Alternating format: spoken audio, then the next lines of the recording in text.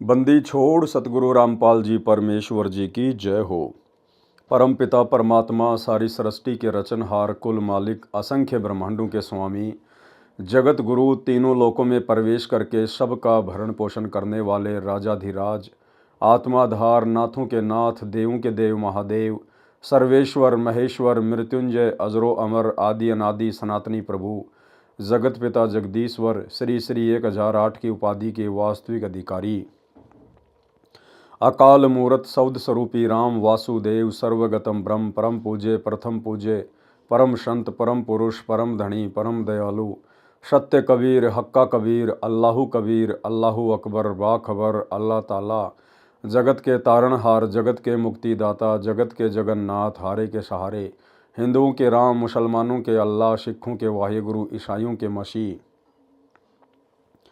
दया के सागर दया निधि करुणा के सागर करुणा निधि स्वयंभू परिभू संकट मोचन कष्ट हरण मंगल करण दुख भंजन अविगत कबीर निर्विकार निर्विषम परमात्मा अलय अलेख सतगुरु आदि अनादि सतगुरु असली मर्यादा पुरुषोत्तम असली राम असली कृष्ण असली घनश्याम असली मुरारी राजाओं के राजा महाराजाओं के महाराजा शहनशाहों के शहनशाह सम्राटों के सम्राट भगवानों के भगवान अल्लाहों के अल्लाह प्रभुओं के प्रभु मसीहाओं के मसीह सच्चे वाहिगुरु बाबाओं के बाबा पीरों के पीर सेठों के सेठ जगत सेठ सावड़सा सेठ सर्वगुण संपन्न अनंत कोटि कलाओं के स्वामी अनंत कोटि ब्रह्मांडों के नायक योगियों में महायोगी ध्यानियों में महाध्यानी सिद्धों में परम सिद्ध ज्ञानियों में तत्वज्ञानी ब्रह्मज्ञानी महाज्ञानी परम ज्ञानी सर्वश्रेष्ठ ज्ञानी विज्ञानी युवा कबीर समरथ कबीर ऐशमवात अमित ओजा सच्चे रहनुमा करीम अल्लाह सुबहान अल्लाह दुनिया के अंतिम पैगंबर 8 सितंबर 1951 से गांव धनाना जिला सोनीपत हरियाणा भारतवर्ष की पावन भूमि पे प्रकट रियल कल्कि भगवान श्री नारायण साकार हरि श्री बाबा साहेब शब्द स्वरूपी राम संत शिरोमणि सतगुरु रामपाल जी परमेश्वर जी के चरण कमल में साध संगति से जुड़े हुए देश विदेश से सभी सत्सेवक भाई बहनों का अनंत कोटि दंडवत प्रणाम। सत्साई भाई और बहनों, दया पूज्य गुरुदेव भगवान की सारी सृष्टि के रचनहार की सतगुरु रामपाल जी परमेश्वर जी की जिनके विशेष आशीर्वाद से शुभ आशीर्वाद से आप और हम सभी सत्सेवक भाई बहन साध संगति से जुड़कर गुरुदेव के तत्व ज्ञान को आधार बनाकर अपनी आत्मा के कल्याणार्थ हेतु भक्ति मार्ग पर निरंतर आगे की ओर बढ़ रहे हैं। भाई और बहनों, पूज्य गुरुदेव जी के कर कमल से लिखित पवित्र ग्रंथ मुक्ति बोध के ऊपर वीडियो बनाने की श्रृंखला जारी है। इस श्रृंखला में आज हमारा ये 15वें नंबर का वीडियो है। प्रत्येक वीडियो में गुरुदेव भगवान के आशीर्वाद से हमें बहुत कुछ भक्ति मार्ग से संबंधित बातें समझने और सीखने को मिलती हैं, जो बातें आप और हमारा विश्वास बढ़ाती हैं, भक्ति मार्ग पर हमें आगे बढ़ने के लिए प्रेरित करती हैं। भाई और बहनों, फिलहाल गुरुदेव के कर कमल से लिखित मुक्ति बोध के ऊपर राजा भर्तरी और गोपी चंद के ऊपर वीडियो चल रहा है। बहुत सारी बातें हमने उन दोनों महापुरुषों के जीवन से सीखी हैं कि किस प्रकार से एक योग्य और सुयोग्य भगत बना जा सकता है, किस प्रकार से गुरुदेव के वचन पर दृढ़ता के साथ टिक कर हम गुरुदेव के चरणों में जगह बना सकते हैं, मोक्ष के अधिकारी बन सकते हैं। आज इसी कथा में हम आगे बढ़ेंगे। थोड़ा बहुत जो प्रकरण शेष रह गया था कल के वीडियो का, आज इस वीडियो में गुरुदेव भगवान के आशीर्वाद से हम पढ़ेंगे। अलवर शहर के राजा के किले में पत्थर ढोने की नौकरी करना। यानी गोपीचंद और भर्तरी ने अपने गुरुदेव गोरखनाथ जी से प्रार्थना की, क्योंकि उनको ज्ञान हो गया था कि भैया ये राजपाट तो 4 दिन का है, ये मनुष्य जन्म तो 4 दिन का है, मरने के बाद ना तो ये राजपाट रहेगा ना कुछ और कोई सुख रहेगा, और यदि मोक्ष नहीं हुआ इस मनुष्य जन्म में तो ये मनुष्य जन्म प्राप्त करने का कोई प्रयोजन नहीं रह जाएगा। तो दोनों ने कहा कि गुरुदेव हम ऐसा क्या करें, हमें ऐसी साधना बताओ जिससे कि हमारा जन्म मरण का रोग समाप्त हो जाए, इसी जन्म में हमारा पूर्ण मोक्ष हो जाए। तो गोरखनाथ जी ने उन दोनों को कहा कि अलवर के राजा का किला बन रहा है, तुम वहां जाकर निःशुल्क मजदूरी करो और अपना पेट भरने के लिए अलग से काम करना पड़ेगा। ये रास्ता बताया श्री गोरखनाथ जी ने पूर्ण मोक्ष प्राप्ति का। दोनों भक्तों को मजदूर बना दिया, मजदूर। और अभी तक वो दोनों आत्माएं काल की मजदूर बनी हुई हैं, काल की मजदूर। तो आगे बढ़ते हैं हम, और उसके बाद में भाई और बहनों, इस कथा को पढ़ने के बाद हम अपने भाग्य को सराहें कि कैसे गुरुदेव भगवान ने हमें आज वो सत भक्ति दे दी, जिस सत भक्ति को यदि गुरु मर्यादा में रहकर किया जाए तो पूर्ण मोक्ष के अलावा और कुछ मिलता ही नहीं है। तो परमेश्वर की विशेष आत्माओं में गोपीचंद और भर्तरी शामिल है, या वर्तमान में गुरुदेव भगवान के शरण में आने के बाद आप और हम आत्माएं हैं। और किस प्रकार से फिर आप और हम आत्माओं ने अपने पूज्य गुरुदेव भगवान के वचन के ऊपर, जिस गुरुदेव भगवान के चरणों की धूल के बराबर भी श्री गोरखनाथ जी नहीं हैं, फिर कैसे हमने कुर्बान हो जाना है अपने पूज्य गुरुदेव भगवान के वचन पर, उनकी मर्यादाओं पर, उनकी भक्ति पर। अलवर शहर के राजा के किले में पत्थर ढोने की नौकरी करना। एक समय श्री गोरखनाथ जी से गोपीचंद तथा भर्तरी जी ने कहा कि गुरुदेव, हमारा मोक्ष इसी जन्म में हो, ऐसी कृपा करो। आप जो भी साधना बताओगे हम करेंगे। श्री गोरखनाथ जी ने कहा कि राजस्थान प्रांत में एक अलवर शहर है, वहां का राजा अपने किले का निर्माण करवा रहा है। तुम दोनों उस राजा के किले का निर्माण पूरा होने तक उसमें पत्थर ढोने का फ्री में कार्य करो। अपने खाने के लिए कोई अन्य मजदूरी सुबह शाम करो। भाई और बहनों, इसको कहते हैं भगत।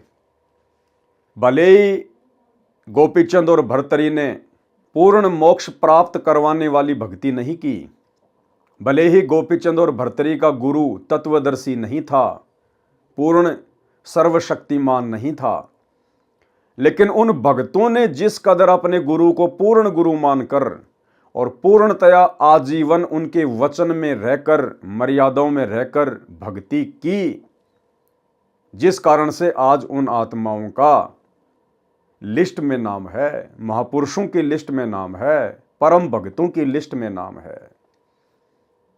क्या बताया गोरखनाथ जी ने कि अलवर के राजा के किले का निर्माण कार्य चल रहा है, आप दोनों वहां जाकर 12 वर्ष तक मजदूरी करो, पत्थर ढो, और अपने भोजन के लिए आपने अलग से काम करना पड़ेगा। इतनी कठिन तपस्या, लेकिन गोपीचंद और भर्तरी ने मुड़ के भी नहीं देखा, कोई सवाल जवाब नहीं किया और लग गए मजदूरी करने में। भाई और बहनों, अगर इस प्रकार की कोई सेवा यदि वर्तमान में ये पूर्ण परमेश्वर सतगुरु रामपाल जी भगवान अपने भक्तों को दे दे, कह दे, तो भाई और बहनों, भगत भाई बहन ढूंढने से भी नहीं मिलेंगे, ढूंढने से भी। ये परमेश्वर हमें सहज में भक्ति करवा रहे हैं, घर बैठा कर भक्ति करवा रहे हैं। सहज मार्ग बता दिया, ना किसी तीर्थ पे जाना, ना पहाड़ों पे चढ़ना, ना कोई तपस्या करना, ना घर को त्यागना, ना बच्चों को त्यागना, ना नौकरी को त्यागना, केवल बुराइयों को त्यागना है, बुराइयों को। और उसके बावजूद भी भगत भाई बहन इनकी नियम और मर्यादाओं में रहकर भक्ति नहीं कर पा रहे हैं, भक्ति से ज्यादा बकवाद करने में लगे हुए हैं। शतलोक आश्रम मैनेजमेंट हरियाणा, गुरुदेव का कलयुगी परिवार, स्टेट कोऑर्डिनेटर, शतलोक आश्रम संचालक, ये सभी आत्माएं वर्तमान में भक्ति से ज्यादा बकवाद कर रही हैं, क्योंकि इन्हें अपने गुरु की महत्वता का ज्ञान नहीं है, गुरु के वचन की महत्वता का ज्ञान नहीं है। क्यों? क्योंकि गुरु ने गोरखनाथ की तरह कोई कठोर साधना नहीं बताई, गुरु ने सहज मार्ग बता दिया। सहज मार्ग कि नाम उठत नाम बैठत नाम सोवत जागबे, और नाम खाते नाम पीते नाम सेती लागबे। लेकिन इन लोगों की आदत है कि जब तक हमारे को गोपीचंद और भर्तरी की तरह बैल नहीं बनाया जाए, गधा नहीं बनाया जाए, तब तक हम ये नाम नहीं जप सकते। तो परमात्मा ने इनकी वो इच्छा भी पूरी कर दी। और काल प्रेरणा से गुरुदेव के कलयुगी परिवार ने भक्तों को पत्थर ढोने की सेवा में लगा दिया। सतगुरु रामपाल जी भगवान ने देखा कि इन आत्माओं ने ज्ञान को तो आधार बनाया नहीं, अपने गुरु को तो समझा नहीं, ज्ञान की तो ये परख कर नहीं पाए, और इनके तो आदत है गधे और बैल की तरह मजदूरी करने की। तो परमेश्वर ने अंत में इनको वही मजदूरी दे दी। गुरुदेव का कलयुगी परिवार, उनके बेटा बेटी भाई बंधु रिश्तेदार, जो पहले से ही बरवाला कांड के पहले से ही मर्यादा तोड़कर काल की गोद में बैठे हुए थे, उस परिवार ने काल प्रेरणा से धर्म को अपना धंधा बना लिया। जगह जगह सतलोक आश्रम खोलने शुरू कर दिए और भक्तों को मजदूरी पे लगा दिया, मजदूरी पे, पत्थर ढोने में, मिट्टी ढोने में, सीमेंट ढोने में। और भगत लोग बड़े खुश होकर वो तपस्या करने में लगे हुए हैं, काल की बेगार करने में लगे हुए हैं। और कई बार जब हम इनसे सवाल जवाब करते हैं कि भाई ये भक्ति का समय है, क्यों अपनी अनमोल श्वासें, अपना अनमोल समय ये पत्थर ढोने में लगा रहे हो? अरे गुरुदेव ने घर घर आश्रम बना दिए, घर घर आश्रम, तुम इन आश्रमों में क्यों अपना पसीना बहा रहे हो व्यर्थ में? तो कहते नहीं, ये तो गुरु जी का आदेश है। अरे आदेश तो गोपीचंद और भर्तरी को दिया था गोरखनाथ जी ने, उसको कहते हैं आदेश। गोपीचंद और भर्तरी दोनों अपने गुरु जी के सामने जाके खड़े हुए थे, गुरु के समक्ष जाकर खड़े हुए और हाथ जोड़कर प्रार्थना की थी कि गुरु जी हमें ऐसी साधना बताओ जिससे इसी जन्म में हमारा पूर्ण मोक्ष हो जाए। तो उनके गुरु गोरखनाथ ने उनको अपने मुख कमल से अपने सामने खड़ा करके आदेश दिया था, आप लोगों को जो इन सतलोक आश्रमों में मजदूर बने हुए हैं, काल की बेगार कर रहे हैं, अरे आप भगत भाई बहनों को जो सीमेंट ढोने में लगे हुए हैं, पत्थर ढोने में लगे हुए हैं, आप लोगों ने कब हिसार जेल में जाकर अपने गुरुदेव से आज्ञा प्राप्त करी? और कब आपके गुरुजी ने आपको आमने सामने होके आज्ञा दी कि बेटा सतलोक आश्रमों का काम चल रहा है, तुम वहां जाकर मजदूरी करो?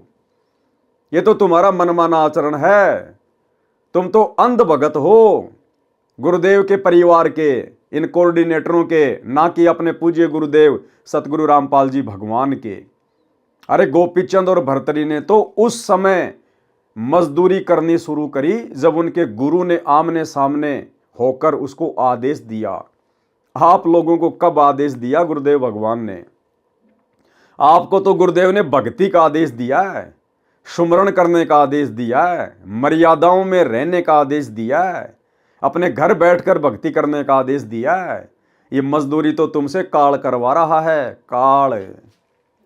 तो भाई और बहनों, कहां गोपीचंद और भर्तरी और कहां वर्तमान के भगत? तुम दोनों उस राजा के किले का निर्माण पूरा होने तक उसमें पत्थर ढोने का निःशुल्क कार्य करो, अपने खाने के लिए कोई अन्य मजदूरी सुबह शाम करो।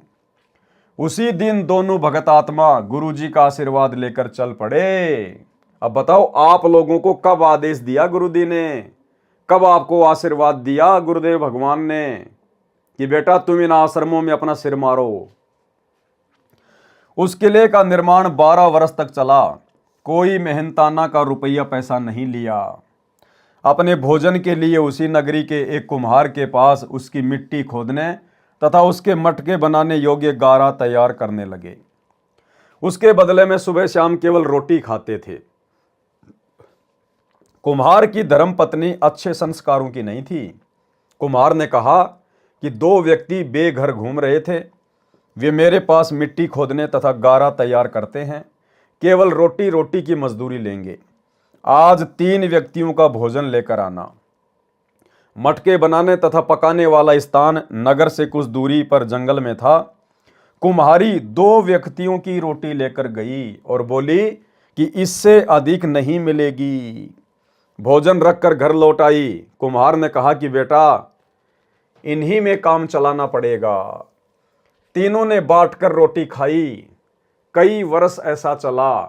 अंत के वर्ष में, यानी 12वें वर्ष में, अंत के वर्ष में तो केवल 1 व्यक्ति का भोजन भेजने लगी और तीनों उसी में संतोष कर लेते थे। इसको कहते हैं भगत। ज्यों राखूं त्यों ही रहूं हमरा के चारा, और खाने जाद खरीद हूं गुलाम तुम्हारा। इसको कहते हैं भगत, क्योंकि उनको अपने गुरु गोरखनाथ का वचन याद था कि बेटा राजा के किले में तो फ्री में मजदूरी करनी है और अपनी रोजी रोटी के लिए अलग से कोई काम धंधा करना पड़ेगा। भरपेट खाना भी नहीं मिला उनको 12 वर्ष तक। इसलिए आज उस गोपीचंद और भर्तरी का भक्ति इतिहास में नाम है। इसे कहते हैं गुरु वचन निभाना, गुरु के वचन पर कुर्बान हो जाना। और वर्तमान में सच्चा गुरु, सतवादी गुरु, तत्वदर्शी संत, पूर्ण ब्रह्म परमात्मा, परम अक्षर ब्रह्म, पार ब्रह्म मिल गया।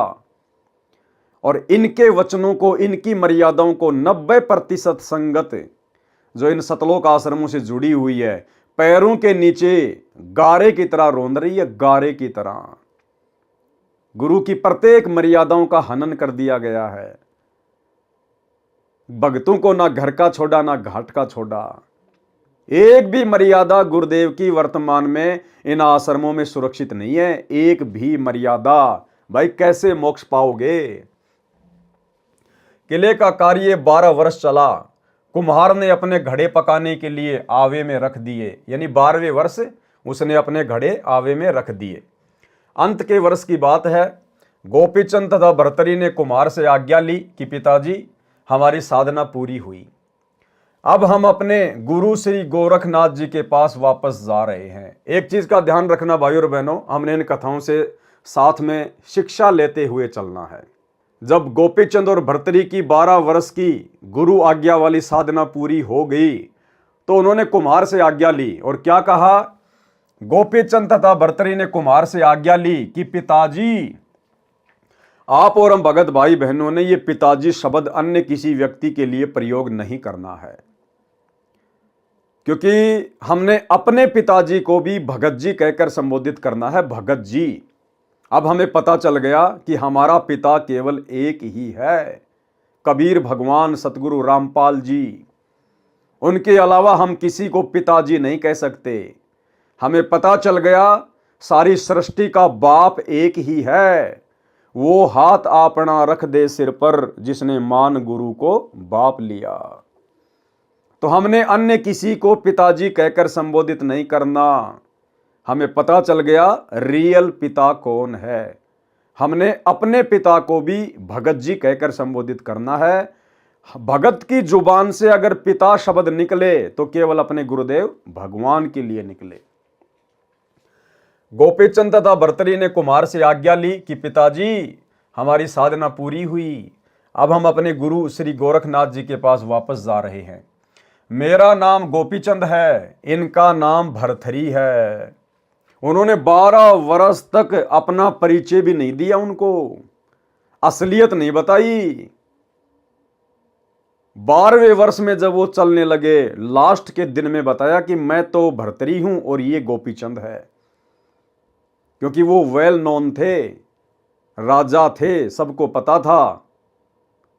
लेकिन उन्होंने अपना परिचय भी नहीं दिया उस कुम्हार को 12 वर्ष तक। इनका नाम भर्तरी है। उस समय कुम्हार की पत्नी भी उपस्थित थी।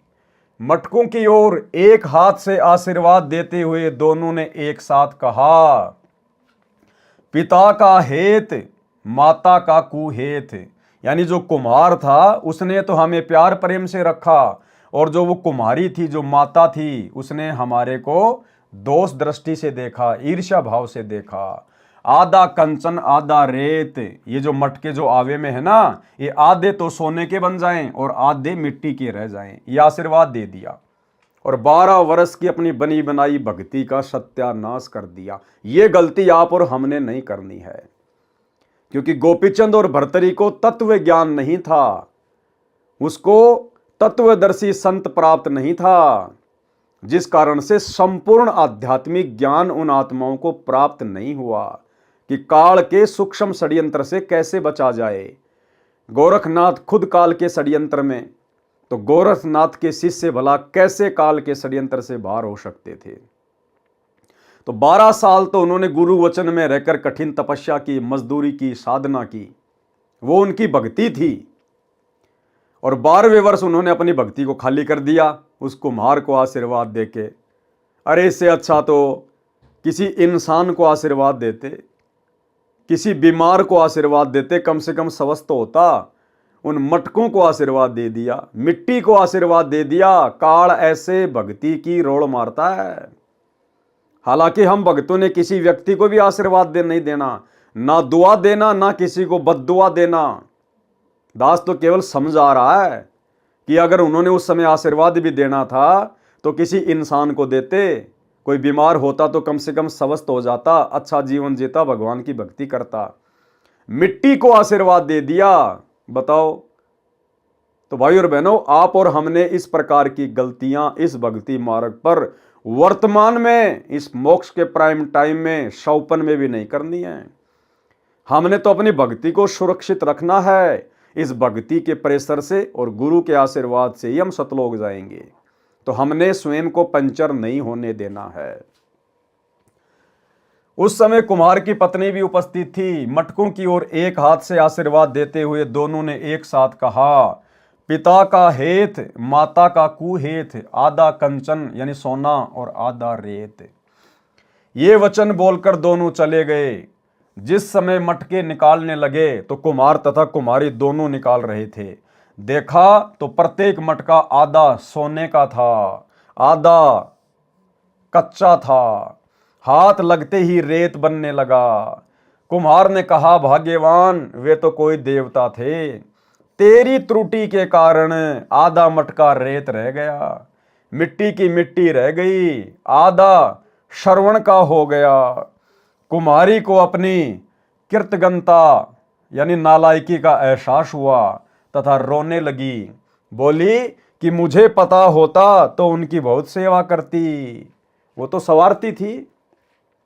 अरे पता होने के बाद तो हर कोई सेवा कर ले भाई।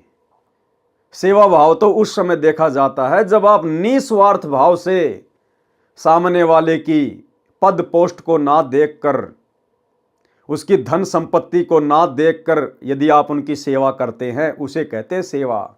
अब सामने वाले के ठाट बाट को देखकर, उसकी हैसियत को देखकर तो हर कोई सेवा करता है भैया। तो कुमारी ने कहा कि अगर मुझे पहले पता होता तो मैं बहुत अच्छी सेवा करती उनकी। कबीर, करता था तब क्यों किया? जब उल्टे काम तू कर रहा था तो उस समय तूने क्यों किए वो? अब करके क्यों पछताए? बोवे पेड़ बबूल का आम कहां से होए। इस प्रकार गोपीचंद और भर्तरी जी अपने गुरु जी के वचन का पालन करके सफल हुए। इसको कहते हैं गुरु मर्यादा में रहकर शिष्य का भक्ति मार्ग पर दृढ़ता के साथ आगे बढ़ना। जो अमृतत्व उस साधना से मिलना था वह भी अटल विश्वास करके साधना करके हुआ। यानी गोरखनाथ जी से उपदेश लेने के बाद इस ब्रह्म तक की साधना से भी जो लाभ होना था, परमात्मा कहते हैं वो लाभ भी साधक को उसी समय मिलता है जब भगत पूर्ण दृढ़ विश्वास के साथ और गुरु वचन में रहकर भक्ति करता है। तो भाई और बहनों, इसलिए आज गोपीचंद और भर्तरी का नाम है।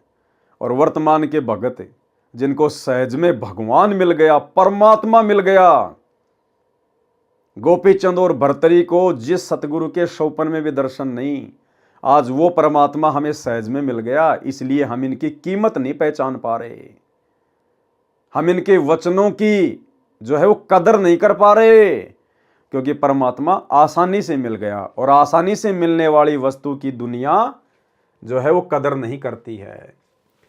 यदि विवेकहीन तथा विश्वासहीन होते तो विचार करते कि यह कैसी भक्ति है, ये कार्य तो सारा संसार ही कर रहा है, मोक्ष के लिए तो तपस्या करते हैं या अन्य कठिन व्रत करते हैं, परंतु उन्होंने गुरु जी को गुरु मानकर प्रत्येक साधना की। ये भी उनकी गलती।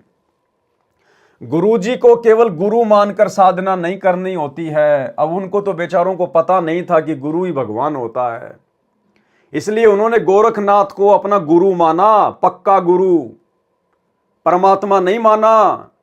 लेकिन वर्तमान में यदि हमने पूर्ण मोक्ष प्राप्त करना है, भक्ति सफल करनी है, तो गुरु को खाली गुरु मानने से बात नहीं बनेगी। गुरु को परमात्मा मानना पड़ेगा, परमेश्वर मानना पड़ेगा। सारी सृष्टि का रचनहार मानना पड़ेगा। गुरु को खाली गुरु मानने से बात नहीं बनेगी। गुरु मानुष कर जानते ते नर कहिए अंध, ओवें दुखी संसार में आ गए यम के फंद। गुरु गोविंद दोनों खड़े किसके लागू पाए, बलिहारी गुरु अपना जिन गोविंद दियो मिलाए। सात दीप नौ खंड में गुरु से बड़ा ना कोय, और करता करे ना कर सके, सतगुरु करे सो होए। हमने तो गुरु को परमात्मा मानना पड़ेगा, गुरु को परमात्मा मानना पड़ेगा, परमेश्वर मानना पड़ेगा, तब जाकर हमारी बात बनेगी। गुरु जी के कार्य या आदेश में दोष नहीं निकाला तो सफल हुए। गोरखनाथ जी ने उनको जो नाम जाप करने का मंत्र दे रखा था, उसका जाप वे दोनों पत्थर उठाकर निर्माण स्थान तक ले जाते तथा लौटकर पत्थरों को तराश कर काट छांट करके सीधा करके करते रहते थे। वहां तक आते समय करते रहते थे। दोनों युवा थे। कार्य के परिश्रम तथा पूरा पेट ना भरने के कारण मन में स्त्री के प्रति विकार नहीं आया और सफल हुए। क्या कहा परमात्मा ने कि एक तो वो कठिन कार्य और दूसरा भरपेट उनको भोजन भी नहीं मिला, जिस कारण से मन में स्त्री के प्रति विकार नहीं आया और सफलता प्राप्त की। जबकि आजकल तो सतलोक आश्रमों में लड्डू जलेबी बर्फी, लड्डू जलेबी बर्फी कितनी बारी खाओ, कितना ही खाओ, तो भाई इनके विकार कैसे शांत होंगे। यहां पर भगत भाई बहनों ने शंका जाहिर नहीं करनी है। कहीं आप इस लाइन को देखकर पढ़कर कल से खाना छोड़ दो या खाना बिल्कुल ही कम कर दो, नहीं।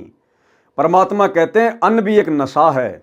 इसलिए गुरुदेव कहते हैं कि प्रथम अंजल संयम राखे, पाछे योग युगत गुरु भाख है। यानी आप और हमने यदि अपनी साधना को सफल करना है तो हमने अपने भोजन पर भी संयम रखना पड़ेगा।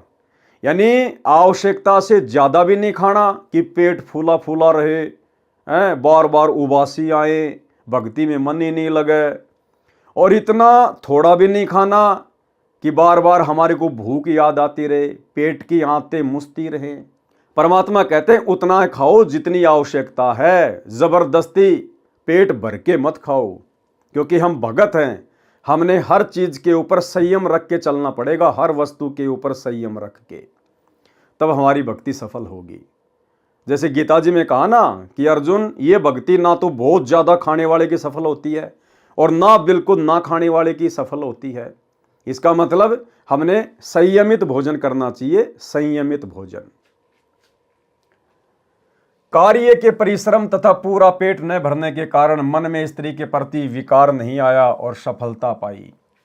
गुरु एक वैद्य यानी डॉक्टर होता है, उसे पता होता है कि किस रोगी को क्या परहेज देना है, क्या खाने को बताना है। यानी पथ्य अपथ्य डॉक्टर ही जानता है। रोगी यदि उसका पालन करता है तथा औषधि सेवन यानी भगत नाम जाप करता है तो स्वस्थ हो जाता है, यानी मोक्ष प्राप्त करता है। इसी प्रकार गोपीचंद तथा भर्तरी जी ने अपने गुरु जी के आदेश का पालन करके जीवन सफल किया। लेकिन वर्तमान में सतलोक आश्रमों से जुड़े हुए हमारे जो मजदूर भाई बहन हैं, ये अपने गुरुदेव के आदेश की पालना नहीं कर रहे, क्योंकि इनको अपने गुरुजी से ये आदेश नहीं मिला हुआ है कि तुम अपना कीमती समय और समाज से इन आश्रमों को बनवाकर मिट्टी ढोकर बर्बाद करो। ये मनमाना आचरण है। इसी प्रकार सतलोक प्राप्ति के लिए हमने अपनी साधना करनी है। कथा राजा बाजीद जी को वैराग्य कैसे हुआ। राजस्थान में एक मुसलमान राजा था, राजा वाजीद। उसकी कथा का यहां गुरुदेव भगवान ने जिक्र किया है। क्या कहा है? वाणी नंबर 39 से 41 तथा सवैया गेंद उछाल। सवैया गेंद उछाल यानी गरीबदास जी महाराज जी के सदग्रंथ साहिब में वाणी का नाम है। गरीब बाजीदा बेजार में तरकस तोरी कमान, सूत्र मुए को देख कर छाड़ा सकल जहान। सूत्र यानी ऊंट, मरे हुए ऊंट को देखकर उसने अपना राजपाट ही त्याग दिया। कथा आपको पहले हल्की सी बता दी गई थी पिछले वीडियो में। आज परमेश्वर फिर से इसका खुलासा कर रहे हैं। गरीब बाजीदा विचर्या सही, सूत्र मुए के नाली, चरण कवल छोड़े नहीं, जीवेंगे कै काली। गरीब बाजीदा विचर्या सही, सूत्र मुए को देख, चरण कवल छोड़े नहीं, मिली है अलख अलेख। सवैया गेंद उछाल। बाजीद दुनी से ती बिचर्या, कादर कुर्बान संभार्या है। फंद टूट गया तब ऊंट मुआ, तां पकड़ी पलान उतार्या है। अरवा चली कहो कौन गली, धोरा पीरा अककारा है।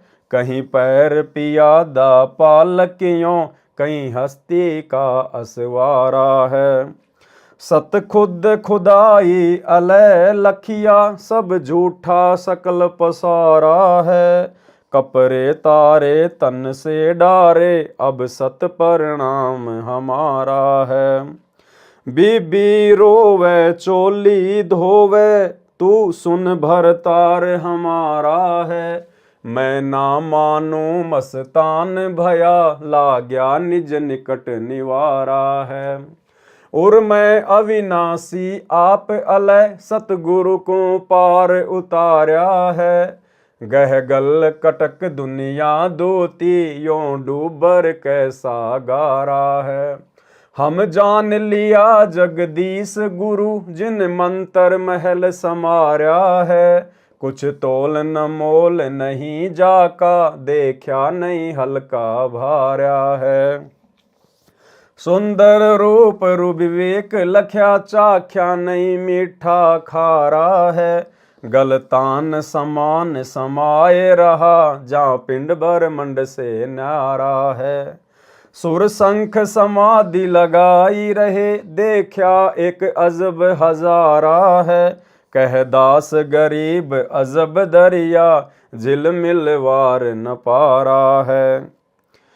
आगे परमेश्वर क्या लिख रहे हैं? सरलार्थ कथा।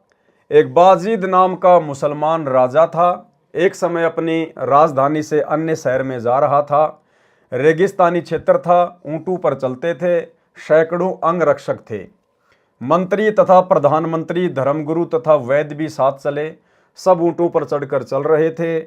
आगे पर्वतों के बीच से घाटी से होकर जा रहे थे। ऊंट एक के पीछे एक चल रहा था। वह घाटी इतनी तंग थी कि एक ऊंट ही चल सकता था। उस घाटी में एक ऊंट गिर गया और गिरते ही मृत्यु को प्राप्त हो गया। राजा का काफिला रुक गया, क्योंकि बराबर से निकलने का स्थान नहीं था।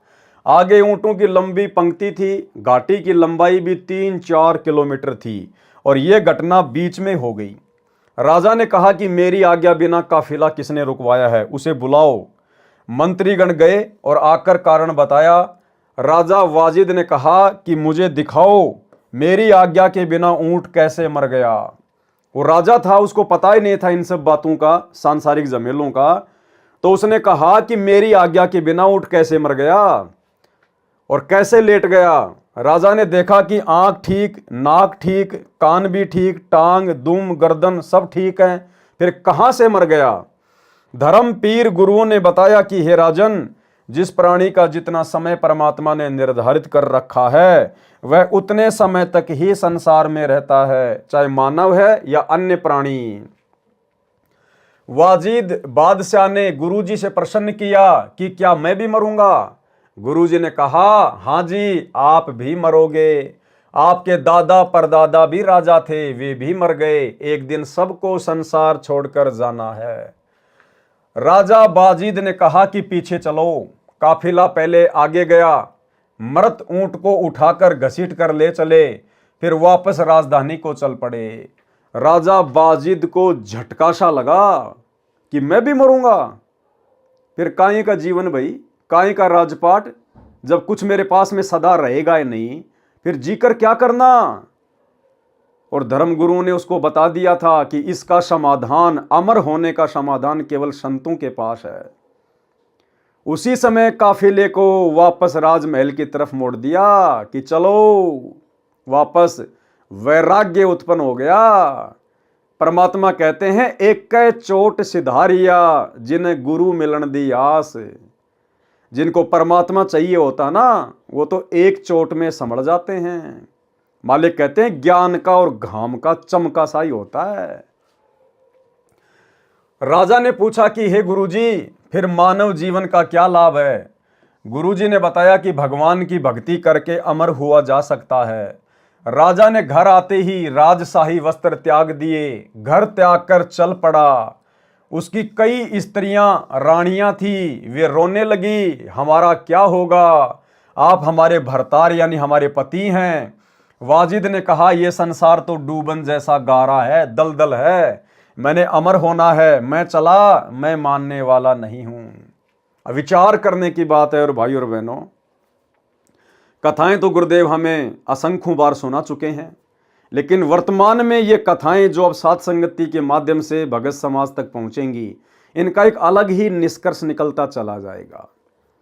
वाजिद राजा था, सारे ठाट बाट थे, लेकिन चोट लग गई। परमात्मा के जन्म जन्मांतरों का भगत था, किसी जन्म में भक्ति बीज डला हुआ था। वैराग्य उत्पन्न हो गया, परमात्मा प्राप्ति के लिए राजपाट को छोड़कर चला गया। कुछ नहीं देखा कि मैं राजा हूं, मेरे पास इतने घोड़े हैं, इतनी घोड़ियां, इतने हाथी हैं, मेरे पास इतना धन है, इतनी संपत्ति है, इतनी मेरे रानियां हैं, सुंदर सुंदर स्त्रियां, सैकड़ों की संख्या में, हजारों की संख्या में राजा उस समय शादी विवाह किया करते थे। सब कुछ छोड़ छाड़ कर परमात्मा प्राप्ति के लिए घर से बाहर जंगल में चला गया। भाई और बहनों, यदि उन आत्माओं को उस समय सतगुरु मिल जाता, उनका तो बेड़ा पार था। राजा बाजिद को ना कोई सच्चा धर्मगुरु मिला, ना तत्व ज्ञान मिला, ना कोई मार्गदर्शन करने वाला मिला। इसके बावजूद भी ऐसी खटक लगी, राज्य त्याग दिया, हजारों स्त्रियां त्याग दी, संपत्ति त्याग दी। आज आप और हमें सच्चा गुरु मिल गया, सच्चा धर्मगुरु मिल गया, स्वयं परमात्मा ही है गुरुदेव भगवान, और सच्चा ज्ञान मिल गया, सृष्टि का सर्वोत्तम ज्ञान मिल गया। और आज आप और हम भगत भाई बहनों से अपने आत्म कल्याण के लिए एक स्त्री नहीं त्यागी जा रही, एक स्त्री। वर्तमान में स्त्री को त्यागने का मतलब है विषय वासनाओं से छुटकारा। औरत को नहीं त्यागना, औरत ने अपने पति को नहीं त्यागना, घर में रहना है, काम धंधा करना है, बच्चों का पालन पोषण करना है, भक्ति करनी है। औरत त्यागने का मतलब है विषय वासनाओं से छुटकारा प्राप्त करना, संभोग क्रिया से, काम वासना से छुटकारा प्राप्त करना। अरे जिनको आज भगवान मिल गया, सच्चा गुरु मिल गया, सतलोक का रास्ता मिल गया, सत भक्ति मिल गई, जो भक्ति चारों युगों में किसी को नहीं मिली। राजाओं ने राज त्याग दिए तो भी परमात्मा ने उनको कंप्लीट भक्ति नहीं दी। बलक बुखारे के बादशाह ने उस समय 16,000 रानियां त्याग दी तो भी परमात्मा ने कंप्लीट भक्ति का मार्ग नहीं दिया। और आज हमें सब कुछ मिल गया और हम केवल एक औरत को नहीं त्याग सकते, एक औरत अपने पति को नहीं त्याग पा रही, यानी विषय वासनाओं से छुटकारा प्राप्त नहीं कर पा रहे, फिर भला हम कैसे मोक्ष प्राप्त करेंगे भाई।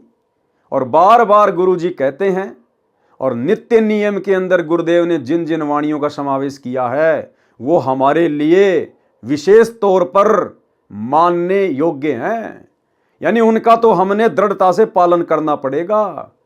गरीबदास जी के ग्रंथ साहिब में से, जिसमें 24,000 वाणियां हैं, उनमें से परमात्मा ने विशेष वाणियों को चुन चुन के नित्य नियम की पुस्तक में शामिल किया है। वो हमारे लिए विशेष तौर पर आज्ञा मानने योग्य हैं। और परमात्मा कहते हैं, कामी क्रोधी लालची इनसे भक्ति ना होए, और भक्ति करे कोई शूरमा जाति वर्ण कुल खोए। तो भाई वर्तमान में भगत भाई बहन, चाहे किसी को प्रथम नाम है, चाहे सतनाम है, चाहे सार नाम है, चाहे किसी ने सार शब्द ले रखा है, आज वर्तमान में गुरुदेव के ज्ञान आधार से आप और हम भगत भाई बहन कहां खड़े हैं? क्या हम मोक्ष प्राप्त करने के योग्य हैं? क्या हम मोक्ष प्राप्ति की लाइन में खड़े हैं?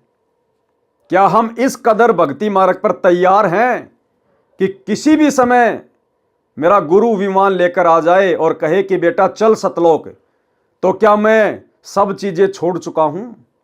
यानी आत्मिक रूप से क्या मैं इन बकवादों को त्याग चुका हूं? भाई जब तक शरीर है तब तक रहना तो इसी संसार में है, घर में ही रहना है, थोड़ा बहुत संपत्ति भी चाहिए, हर चीज की आवश्यकता है।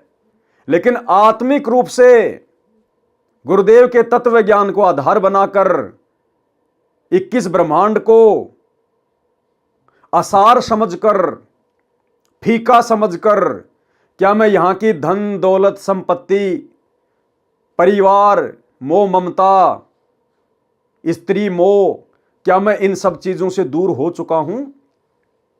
क्या मैं अपने गुरु के सामने सर उठाकर बात करने योग्य हूं? क्योंकि मेरे गुरुदेव ने मुझे बताया कि बेटा भगत तो उस समय बनेगा जब तू भग का पीछा छोड़ेगा। भग यानी स्त्री योनि। गुरुदेव कहते हैं भग भोग्या भग उपजय, भग से बचा न कोई, जो कोई भग से बचा भगत कहावै सोई। तो भगत ने विचार करना पड़ेगा, चिंतन करना पड़ेगा, क्या मैं सच्चे गुरु का सच्चा शिष्य कहलाने के योग्य हूं? भाई अगर गुरु सच्चा है तो शिष्य भी सच्चा ही बनना पड़ेगा। खाली शिष्य बनने से, भगत बनने से बात नहीं बनेगी। अगर भगवान सच्चा है तो भगत भी सच्चा बनना पड़ेगा। और सच्चा भगत उसी समय बना जा सकता है जब हम यहां की हर प्रकार की बकवादों से अपने आप को फ्री कर लेंगे। तो वर्तमान में हम सतलोक जाने के लिए कितने तैयार हैं, ये भगत भाई बहनों ने गुरुदेव के ज्ञान को आधार बनाकर स्वयं ही अपना निर्णय करना पड़ेगा। बाजिद जी ने तो हजारों स्त्रियों को एक झटके में त्याग दिया। राजा का राज्य कितना विशाल होता है, कितनी संपत्ति होती है उसके पास में। उस समय राजाओं के पास एक हाथी यानी एक मर्सिडीज गाड़ी, राजा के पास एक हाथी का मतलब है एक मर्सिडीज गाड़ी। हजारों हजारों हाथी होते थे। इब्राहिम सुल्तान के पास तो 18 लाख घोड़े थे, 18 लाख गाड़ियां, और एक झटके में ठोकर मार दी, एक झटके में। ऐसी आत्माएं मोक्ष प्राप्त करती हैं, उसको कहते हैं त्यागना, वैराग्य धारण करना। राजा ने घर आते ही राजशाही वस्त्र त्याग दिए। अब ये तो उसकी अपनी सोच थी, बाकी वस्त्र चाहे कैसे पहनो अगर भक्ति सही है तो। राजा ने घर आते ही राजशाही वस्त्र त्याग दिए, घर त्याग कर चल पड़ा। घर इसलिए त्यागा क्योंकि उसको कोई सच्चा मार्गदर्शक नहीं मिला। अगर कोई सच्चा गुरु मिलता, तत्वदर्शी संत मिलता, तो कहता बेटा भक्ति मार्ग सही पकड़, गुरु सच्चा पकड़, और अपना राज भी कर, न्याय कर, किसी को दुखी मत कर, जनता पे फालतू में आवश्यकता से ज्यादा टैक्स मत लगा, और बेटा अपना राज भी कर, अपनी भक्ति भी कर। उसको घर छोड़ना ही नहीं पड़ता। लेकिन उसको मार्गदर्शक सही नहीं मिला था, घर त्याग कर चल पड़ा। उसकी कई स्त्रियां यानी बहुत सारी औरतें, वे रोने लगी, हमारा क्या होगा, आप हमारे भरतार यानी पति हैं। बाजिद ने कहा यह संसार तो डूबने जैसा दलदल है, मैंने अमर होना है, मैं चला, मैं मानने वाला नहीं हूं। अब ये शब्द हमें अच्छे से समझ में आएगा परमात्मा का। बाजिद दुनी से ती बिचर्या, कादर कुर्बान संवार्या है। यानी बाजिद को दुनिया की हकीकत समझ में आ गई कि ये तो डूबन जैसा गा रहा है। जब तक वो कादर भगवान नहीं मिलेगा तब तक बात नहीं बनेगी। फंद टूट गया तब ऊंट मुआ, ता पकर पलान उतारा है। उस ऊंट के मरने के कारण बाजिद का जीवन पलट गया। जीवन अरवा चली कहो कौन गली, धोरा पीरा अककारा है। धोला पीला या काला है, कहीं पैर पियादा पालकियों, कहीं हस्ती का असवारा है। पालकियों से नीचे पैर नहीं रखता था बाजिद, इतना धनी राजा था, इतनी बड़ी हस्ती थी उसकी, लेकिन निकल गया घर से। सत खुद खुदाई अलय लखिया, सब झूठा सकल पसारा है। कपड़े तारे तन से डारे, अब सत परिणाम हमारा है। घर पे आके अपने राजशाही जो कपड़े थे वो त्याग दिए और अपनी औरतों को और सबको हाथ जोड़ के प्रणाम किया कि भैया हम तो चले परमात्मा प्राप्ति के लिए। बीबी रोवे चोली धोवे, तू सुन भरतार हमारा है। औरतें कहने लगी, उसकी रानियां, बीवी यानी रानियां, रोने लगी। चोली धोवे यानी आंखों से आंसू निकाल निकाल के अपने सारे जो कपड़े थे वो भिगो लिए, रोने लगी। बीबी रोवे चोली धोवे, तू सुन भरतार हमारा है। मैं ना मानू मस्तान भया, ला गया निज निकट निवारा है। कि भाई अब मैं मानने वाला नहीं हूं, अब तो मेरा समय आ गया परमात्मा से मिलने का। और मैं अविनाशी आप अलय सतगुरु को पार उतारा है। गए गढ़ कटक दुनिया दूती, यो डूबण जैसा गारा है। कि ये दुनिया तो भाई दलदल है, अगर भक्ति नहीं मिली, भगवान नहीं मिला तो ये मनुष्य जन्म बर्बाद हो जाएगा, मैं तो डूब जाऊंगा 84 लाख योनियों में। हम जान लिया जगदीश गुरु, जिन मंत्र महल समारा है। अब भाई जगदीश गुरु तो आप और हमें मिला है, बेचारे बाजिद को नहीं मिला था। लेकिन जैसा भी उसको ज्ञान हुआ, जैसा भी उसको कोई गुरु मिला, परमात्मा ही आए किसी न किसी रूप में और मालिक ने उसको भक्ति पे लगाया उस समय। हम जान लिया जगदीश गुरु, जिन मंत्र महल समारा है। जिन्होंने मुझे भक्ति की मंत्र देकर मेरे इस महल को, मेरे इस जो है वो शरीर को उन्होंने संवार दिया। कुछ तोल न मोल नहीं जाका, देखा नहीं हल्का भारा है। उस परमात्मा का कोई तोड़ नहीं, कोई उसका मोल नहीं, यानी उसकी शक्ति का, उसकी समर्थता का कोई वारन पार नहीं। सुंदर रूप विवेक लख्या, चाख्या नहीं मीठा खारा है। गलतान समान समाये रहा, जा पिंड ब्रह्मंड से न्यारा है। सुर शंख समाधि लगाए रहे, देखा एक अजब हजारा है। कह दास गरीब अजब दरिया, झिलमिल वार न पारा है। यानी उस समय वो काल की भक्ति पे लगा रहा। परमात्मा ने उसको, उसके वैराग्य को देखकर उसको संभाला परमात्मा ने किसी अन्य साधु के रूप में आकर और उसको भक्ति पे लगाया उस समय। आगे क्या लिखा मालिक ने? बुढ़िया और बाजिद की कथा। फिर आगे राजा बाजिद के साथ में क्या घटना घटित होती है, काल ने कैसे उसकी भक्ति को ठग लिया। जैसे गोपीचंद और भर्तरी की 12 साल की भक्ति को, तपस्या को काल ने 1 सेकंड में कुम्हार को आशीर्वाद दिलवाकर ठग लिया कि पिता का हेत माता का कुहेत, आधा सोना आधा रेत। ऐसे ही काल ने बाजिद को भी ठग लिया। लेकिन भाई और बहनों, काल ने तो ठगा ही ठगा अपनी सोच आधार से, लेकिन परमात्मा भी ऐसी आत्माओं के साथ में रहता है। वो ठगे जाना भी बाजिद के हित में था। कैसे? बुढ़िया और बाजिद की कथा। एक समय बाजिद राजा राज्य घर त्याग कर जंगल में साधना कर रहे थे। एक कुतिया ने 8 बच्चों को जन्म दिया। उसको बहुत भूख लगी थी।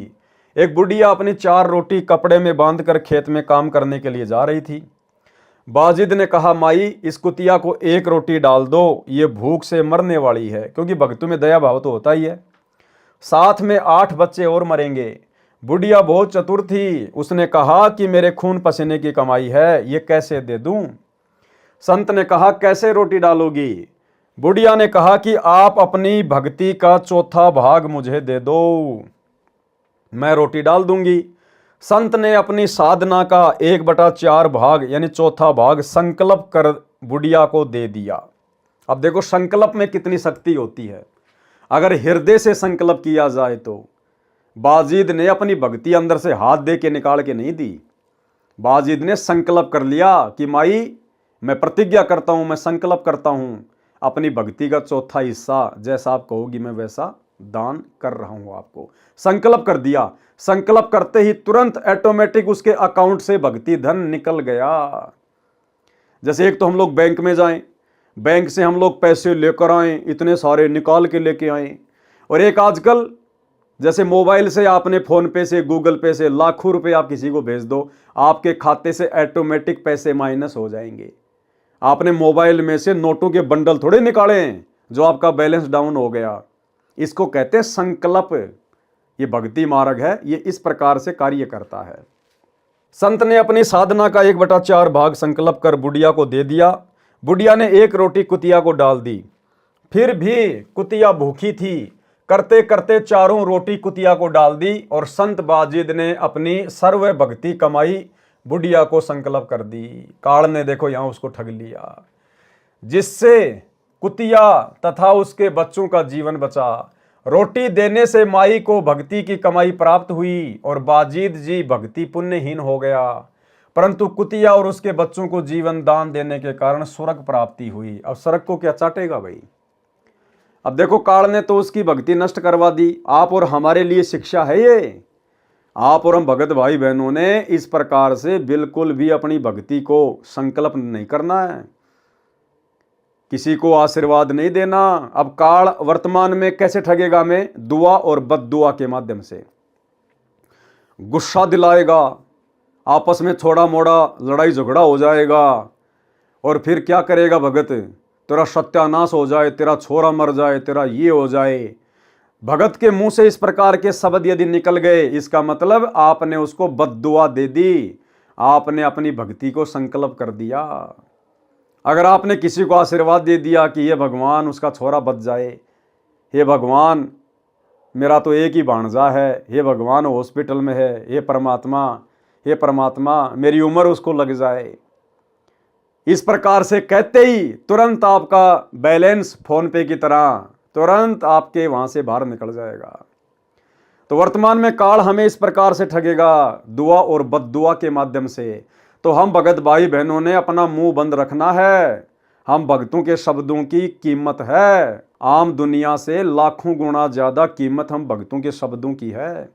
इसलिए परमात्मा कहते हैं तीर कमान से और बात जुबान से सोच समझ के निकालनी चाहिए। एक बार निकाल दी फिर वापस नहीं आएगी। तो भक्तों ने किसी को दुआ नहीं देनी, चाहे कोई कैसा ही, चाहे वो खुशी का माहौल हो, आपको चाहे कितनी प्रसन्नता हो, कितना ही खुशी हो।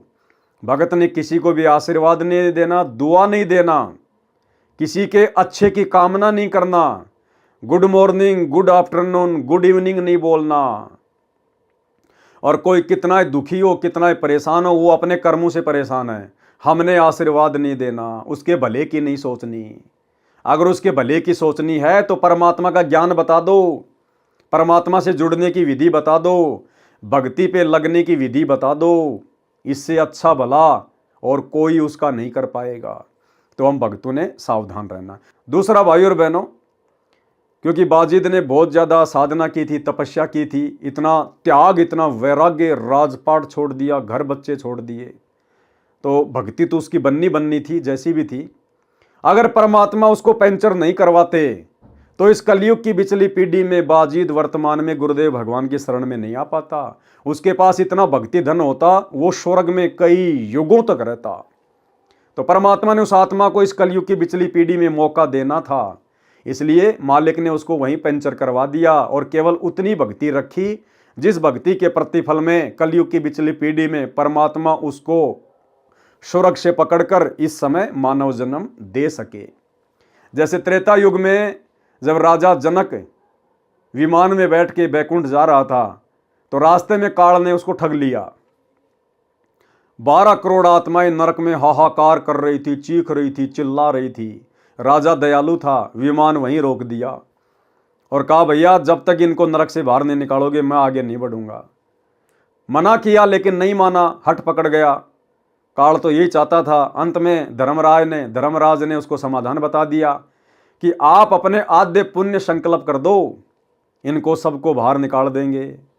उसने तुरंत अपने आद्य पुण्य संकल्प कर दिए राजा जनक ने, क्योंकि त्रेता युग में बहुत ज्यादा दान पुण्य वो किया करता था। सैकड़ों गायें पंडितों को दान किया करता था, राजा संतों का आदर किया करता था और विष्णु का सत उपासक था। परमात्मा भी आके मिले उसको विष्णु रूप में, तो भक्ति बहुत थी उसके पास में। तो राजा जनक से काल ने आद्य पुण्य संकल्प करवा दिए और सभी आत्माओं को काल ने नरक से निकालकर जब तक राजा जनक के द्वारा संकल्प किए गए पुण्य उन आत्माओं के पास में रहेंगे तब तक वो स्वर्ग में रहेंगी। अब आधे पुण्य 12 करोड़ आत्माएं, उनके हिस्से में कितने का आएंगे? कोई 1 साल का स्वर्ग ले लो, 2 साल का ले लो। उसके बाद फिर उन आत्माओं को नीचे नरक में पटका जाएगा। यानी उनको तो अपना जो कर्म था वो भोगना ही भोगना था, लेकिन राजा जनक को काल ने ठग लिया। अब उसमें भी भाई और बहनों परमात्मा की मर्जी थी, क्योंकि राजा जनक नानक वाली आत्मा थी।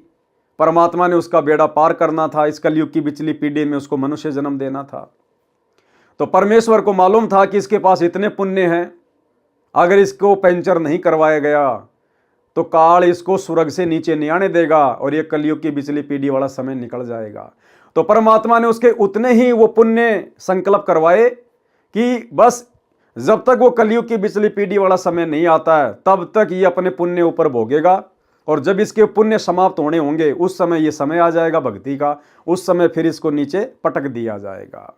लेकिन भाई और बहनों, वर्तमान में हमने बिल्कुल भी ऐसी गलती नहीं करनी है। वर्तमान में तो हमने अपनी भक्ति को हर प्रकार से सुरक्षित रखना है, चाहे कोई नरक में चीखो, चाहे कोई धरती पे चीखो।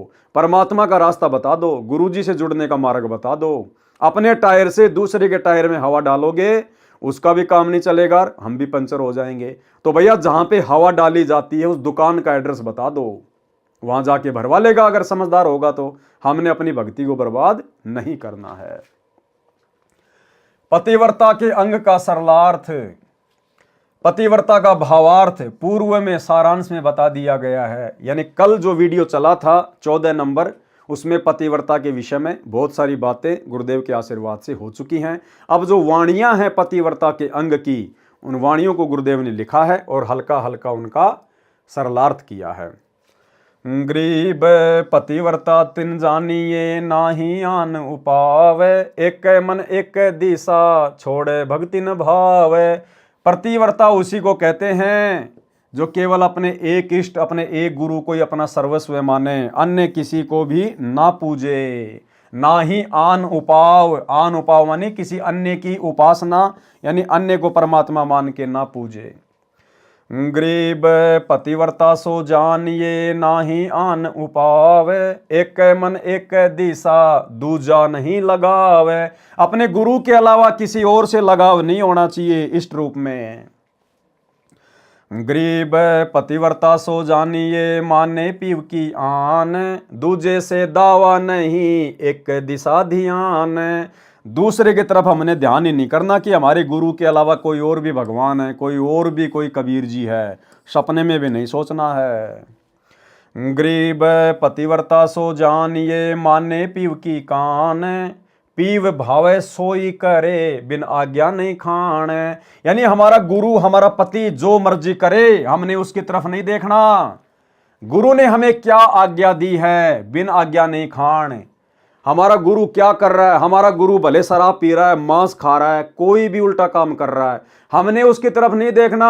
हमने गुरु की जो करनी है उसकी तरफ नहीं देखना। अगर गुरु समझ में आ गया तो, ज्ञान समझ में आ गया तो, गुरु ने हमें किस प्रकार से भक्ति मार्ग पर रहने की, खाने की, पीने की आज्ञा दी है, हमने उस हिसाब से आगे बढ़ना है। गुरु को नहीं देखना गुरु क्या कर रहा है, हमारे लिए क्या आज्ञा है, हमने उस हिसाब से आगे बढ़ना है। गरीब पतिव्रता सो जानिए माने पीव की कान, पीव भावे सोई करे। पीव यानी परमात्मा जो चाहे सो करे, बिन आज्ञा नहीं खान। लेकिन भगत ने तो केवल आज्ञा का पालन करना है। गरीब पतिव्रता सो जानिए चरण कमल में ध्यान। पतिव्रता वही है जो अपने गुरु के चरण कमल में ध्यान रखे। भाई जब गुरु के चरण कमल में ध्यान रखना है तो फिर ये क्या है, एक पलक भूले नहीं आठों वक्त अमान। एक पलक भूले नहीं, भाई अपने गुरु को एक पलक भी नहीं भूलना, तो फिर इनको याद करने के लिए तो समय नहीं रहा, इनको याद करने का तो फिर कोई स्थान ही नहीं है। एक पलक भूले नहीं आठों वक्त अमान, और आठों पहर शांति में रहे।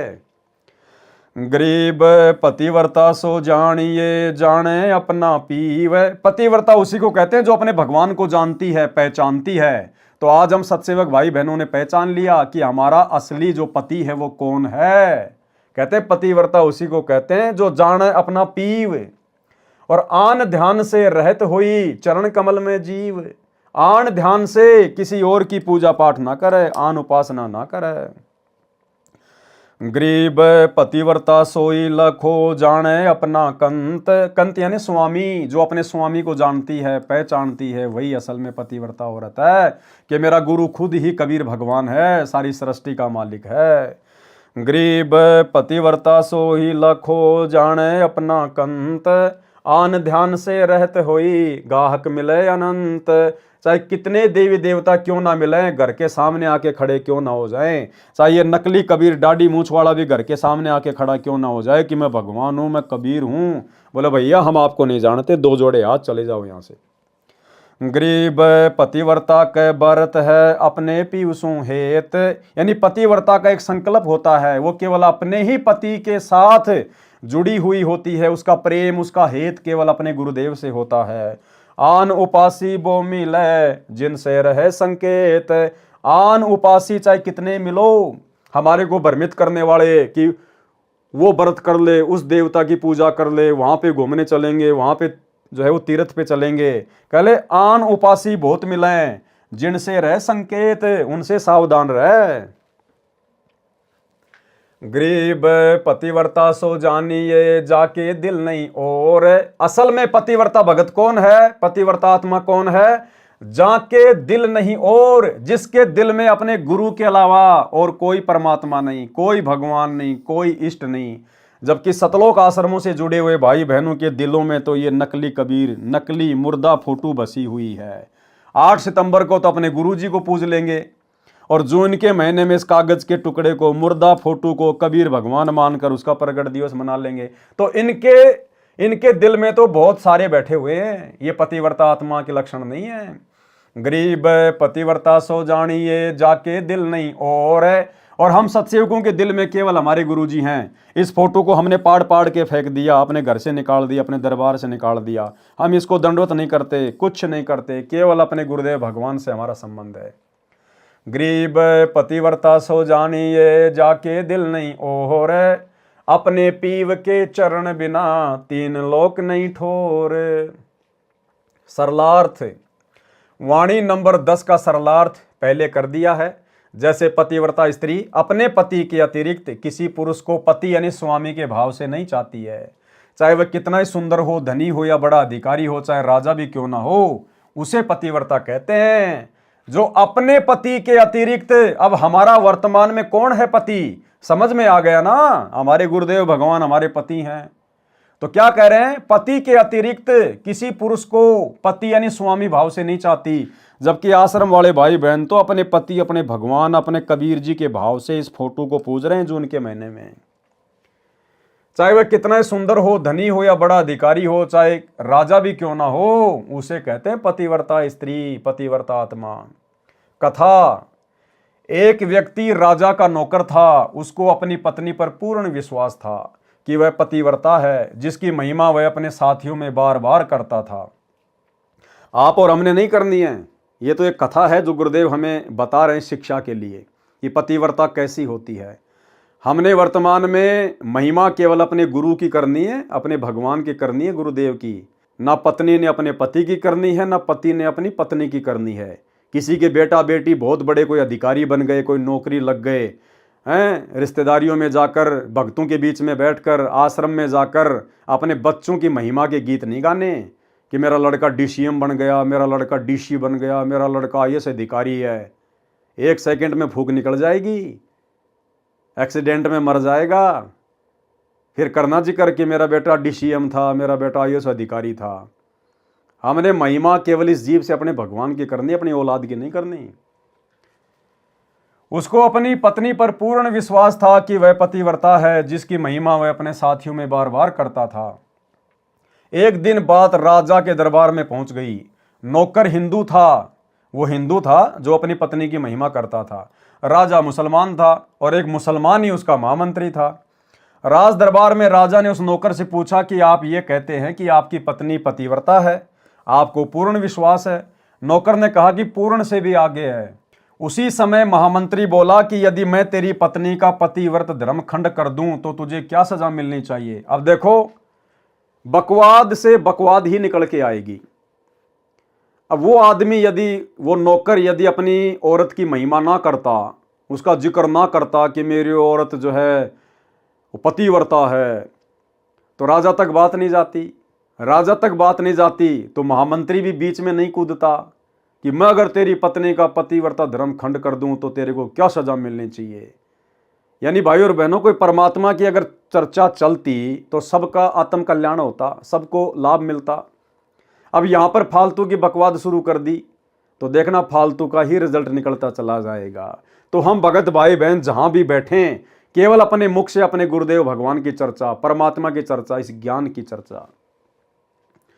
नौकर ने कहा कि मुझे फांसी दे देना, यदि पतिव्रत धर्म खंड नहीं कर पाया तो आपको क्या सजा मिलनी चाहिए। फिर वो नौकर महामंत्री को बोला, अगर तू मेरी पत्नी का पतिव्रत धर्म खंड नहीं कर पाया तो तेरे को क्या सजा मिलनी चाहिए। तो राजा बीच में बोल गया, बोला इसको भी फांसी की सजा दी जाएगी। यानी बकवाद की शुरुआत बकवाद तक ही जाती है।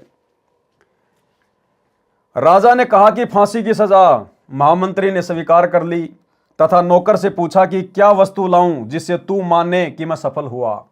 नौकर ने कहा कि विवाह के समय एक पटका यानी तौलिया जैसा एक कोई कपड़ा होता है तथा एक छोटी सी तलवार 1.5 फुट की दूल्हे को देते थे, वह पत्नी को संभला दी जाती थी, वह सुहाग की निशानी मानी जाती थी। नौकर ने कहा कि वो पटका और वो कटार ला देना, मैं मान लूंगा कि आपने मेरी पत्नी का धर्म नष्ट कर दिया। अब वो तो कोई चोर के भी ला सकता है, जरूरी थोड़ी है उसको तो भैया चोर के भी तो लाया जा सकता है। वो औरत 24 घंटे वो कटार अपनी कमर से बांध के थोड़ना जो है रख के वो फिरा करती थी, लेकिन फालतू की बातें थी। तो उसने कहा कि वो कटार और वो पटका ला के दे दे, मैं मान लूंगा कि तूने मेरी पत्नी का पतिव्रत धर्म खंड कर दिया। महामंत्री उस शहर में गया और एक दूती कौन होती थी, जो औरतों तथा पुरुषों को भ्रमित करके ठगती थी तथा जो निंदा चुगली करके आपस में लड़ाई झगड़ा करवाया करती थी, उसको कहते थे दूती, और अपना स्वार्थ सिद्ध कर लेती थी, उसे दूती कहते थे। उसको बुलाया। अब उस मुसलमान महामंत्री ने उस दूती को बुलाया। महामंत्री ने उस दूती से कहा कि इस नाम का व्यक्ति है, उससे मेरी शर्त लगी है, मेरा संपर्क उस स्त्री से करवा दे, जो धन चाहिए बता दे। दूती ने कहा कि भाई भूल जा, वह पतिव्रता स्त्री है, तेरी ओर थूकेगी भी नहीं, तेरी शकल भी नहीं देखेगी, उनके परिवार के व्यक्ति भी खूंखार हैं, तेरी खाल उतार देंगे। महामंत्री ने कहा कि उसके घर से पटका तथा वो कटार चुरा कर ला दे तथा उसके गुप्तांग के पास यदि कोई निशान हो तो वह भी देखकर मुझे बताना। उस नौकर के परिवार के लोग उस शहर से थोड़ी दूरी पर एक गांव में रहते थे। नौकर शहर में रहता था। दूती नौकर के घर गई, उसकी पत्नी से बोली कि बेटी, मैं तेरे पति की बुआ हूं, मैं कई वर्षों के पश्चात आई हूं। अब वो बेचारी नई नई आई थी घर में, उसकी नई नई शादी थी, उसको मालूम नहीं था, उसने सोचा भाई होगी मेरे ये पति की बुआ। उस स्त्री ने कहा कि आओ बुआ जी। वह दूती 2 दिन रुकी। जिस समय वह स्त्री स्नान करने लगी तो दूती उठकर उसकी कमर मलने लगी।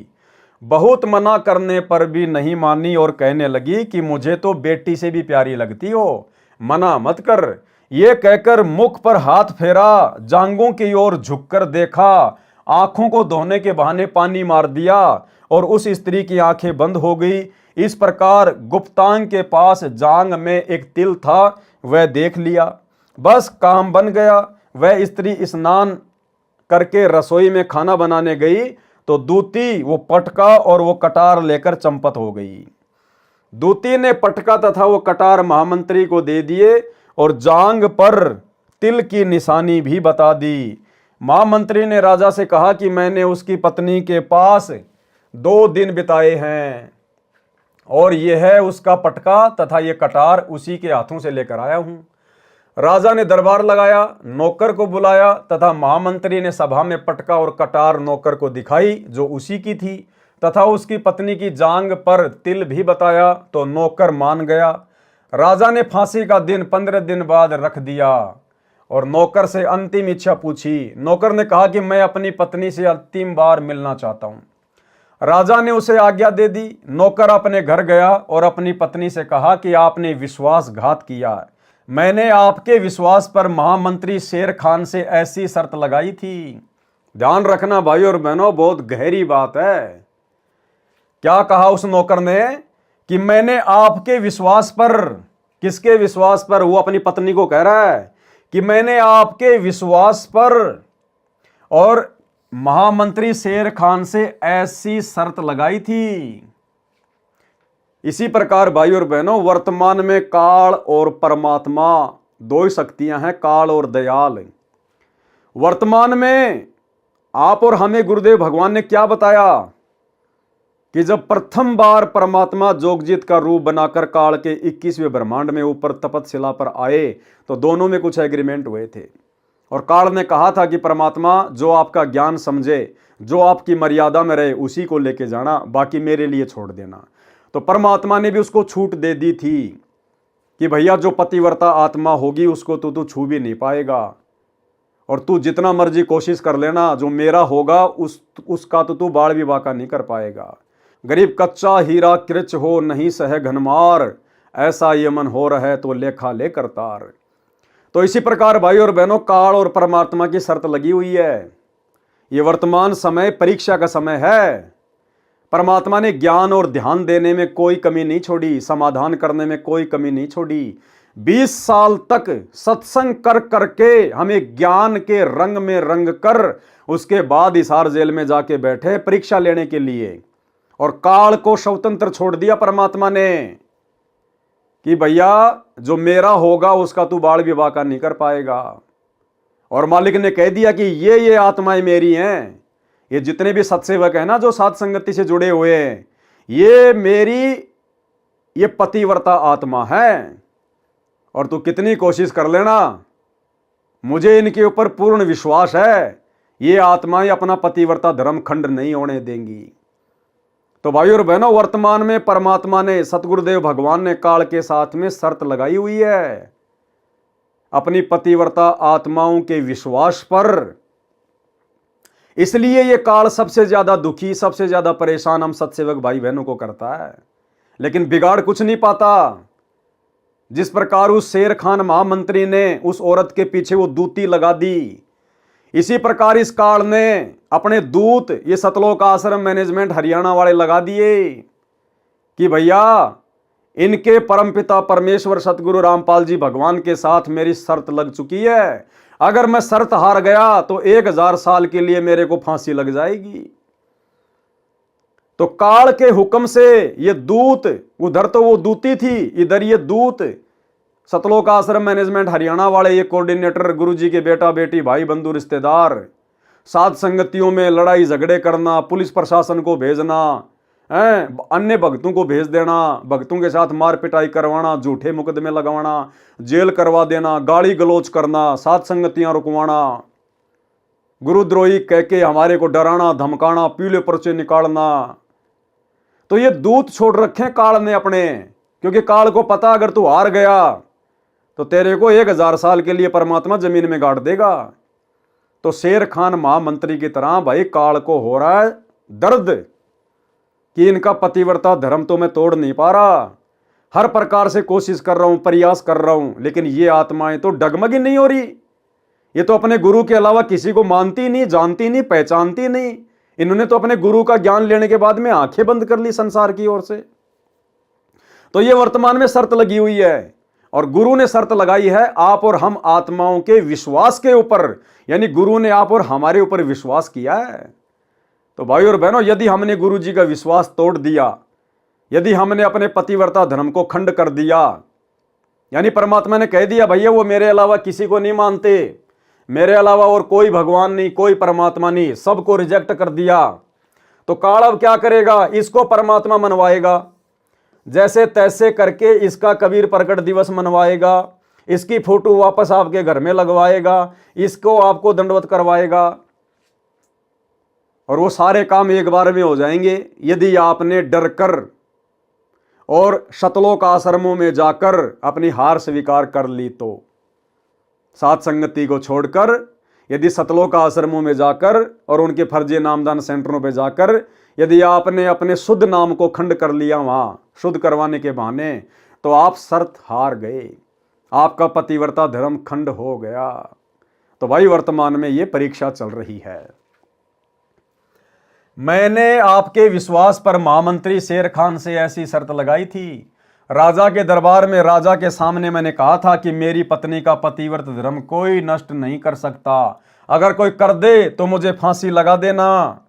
अब मुझे उस दिन फांसी लगाई जाएगी। उसकी पत्नी ने सब बात बताई, परंतु दरबार में फैसला हो चुका था। वह नौकर वापस राजा के दरबार में गया, उसे कैद में डाल दिया गया। नौकर की पतिव्रता धर्म पत्नी ने परमात्मा को याद किया और राजा के दरबार में गई और राजा से नाच दिखाने की आज्ञा मांगी। स्त्री अति सुंदर थी, राजा लोग शौकीन होते हैं। आज्ञा दे दी, सभा लगी, सब मंत्री महामंत्री राजा उपस्थित थे। राजा को नाच अति सुंदर लगा और नर्तिका से कहा कि मांग, क्या मांगना चाहती है। स्त्री ने कहा कि आपकी सभा में मेरा चोर है, जिसने मेरे रुपए लिए थे वापस नहीं दिए, उसे फांसी की सजा दी जाए। राजा ने कहा कि ठीक है, बताओ कौन है चोर। स्त्री ने कहा कि आपका महामंत्री शेर खान है। शेर खान कुर्सी से उठा और कहा कि जहांपना, हे परवरदिगार, खुदा की कसम मैंने इस औरत की शक्ल भी नहीं देखी है। उस महामंत्री ने क्या कहा कि मैंने तो इसकी शक्ल भी नहीं देखी कभी, यानी खुद ही अपने जाल में फंस गया।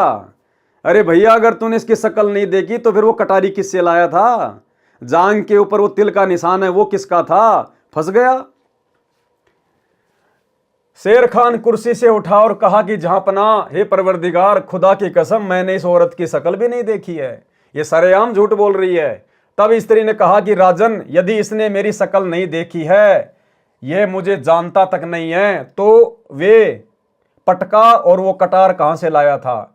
मैं उस सूरवीर सैनिक की पत्नी हूं जिसको तूने दूती भेजकर मेरी जांग के तिल का पता लगाया और उसी ने ये पटका तथा कटार चोरी करके इसको ला कर दी थी। उसने अपने आप को मेरे पति की बुआ बताया था। मैं नई नई इस घर में आई थी, मैं उसे जानती नहीं थी। वह दूती बुलाई गई, उसने राजा को सच्चाई बता दी। राजा ने उस नौकर को बरी कर दिया और महामंत्री बना दिया और महामंत्री शेर खान को फांसी पर लटका दिया गया। तो ठीक इसी प्रकार भाई और बहनों, इस काल की और दयाल की वर्तमान में हम आत्माओं को लेकर शर्त लगी हुई है। देखो, जिस प्रकार एक वॉलीबॉल का मैदान होता है, एक फुटबॉल का मैदान होता है, फुटबॉल का मैदान, और दोनों तरफ दो टीम होती हैं। अब उन दोनों टीमों की हार जीत भाई और बहनों उस फुटबॉल के ऊपर निर्भर करती है। फुटबॉल के ऊपर वो किसके पैरों के नीचे आएगी।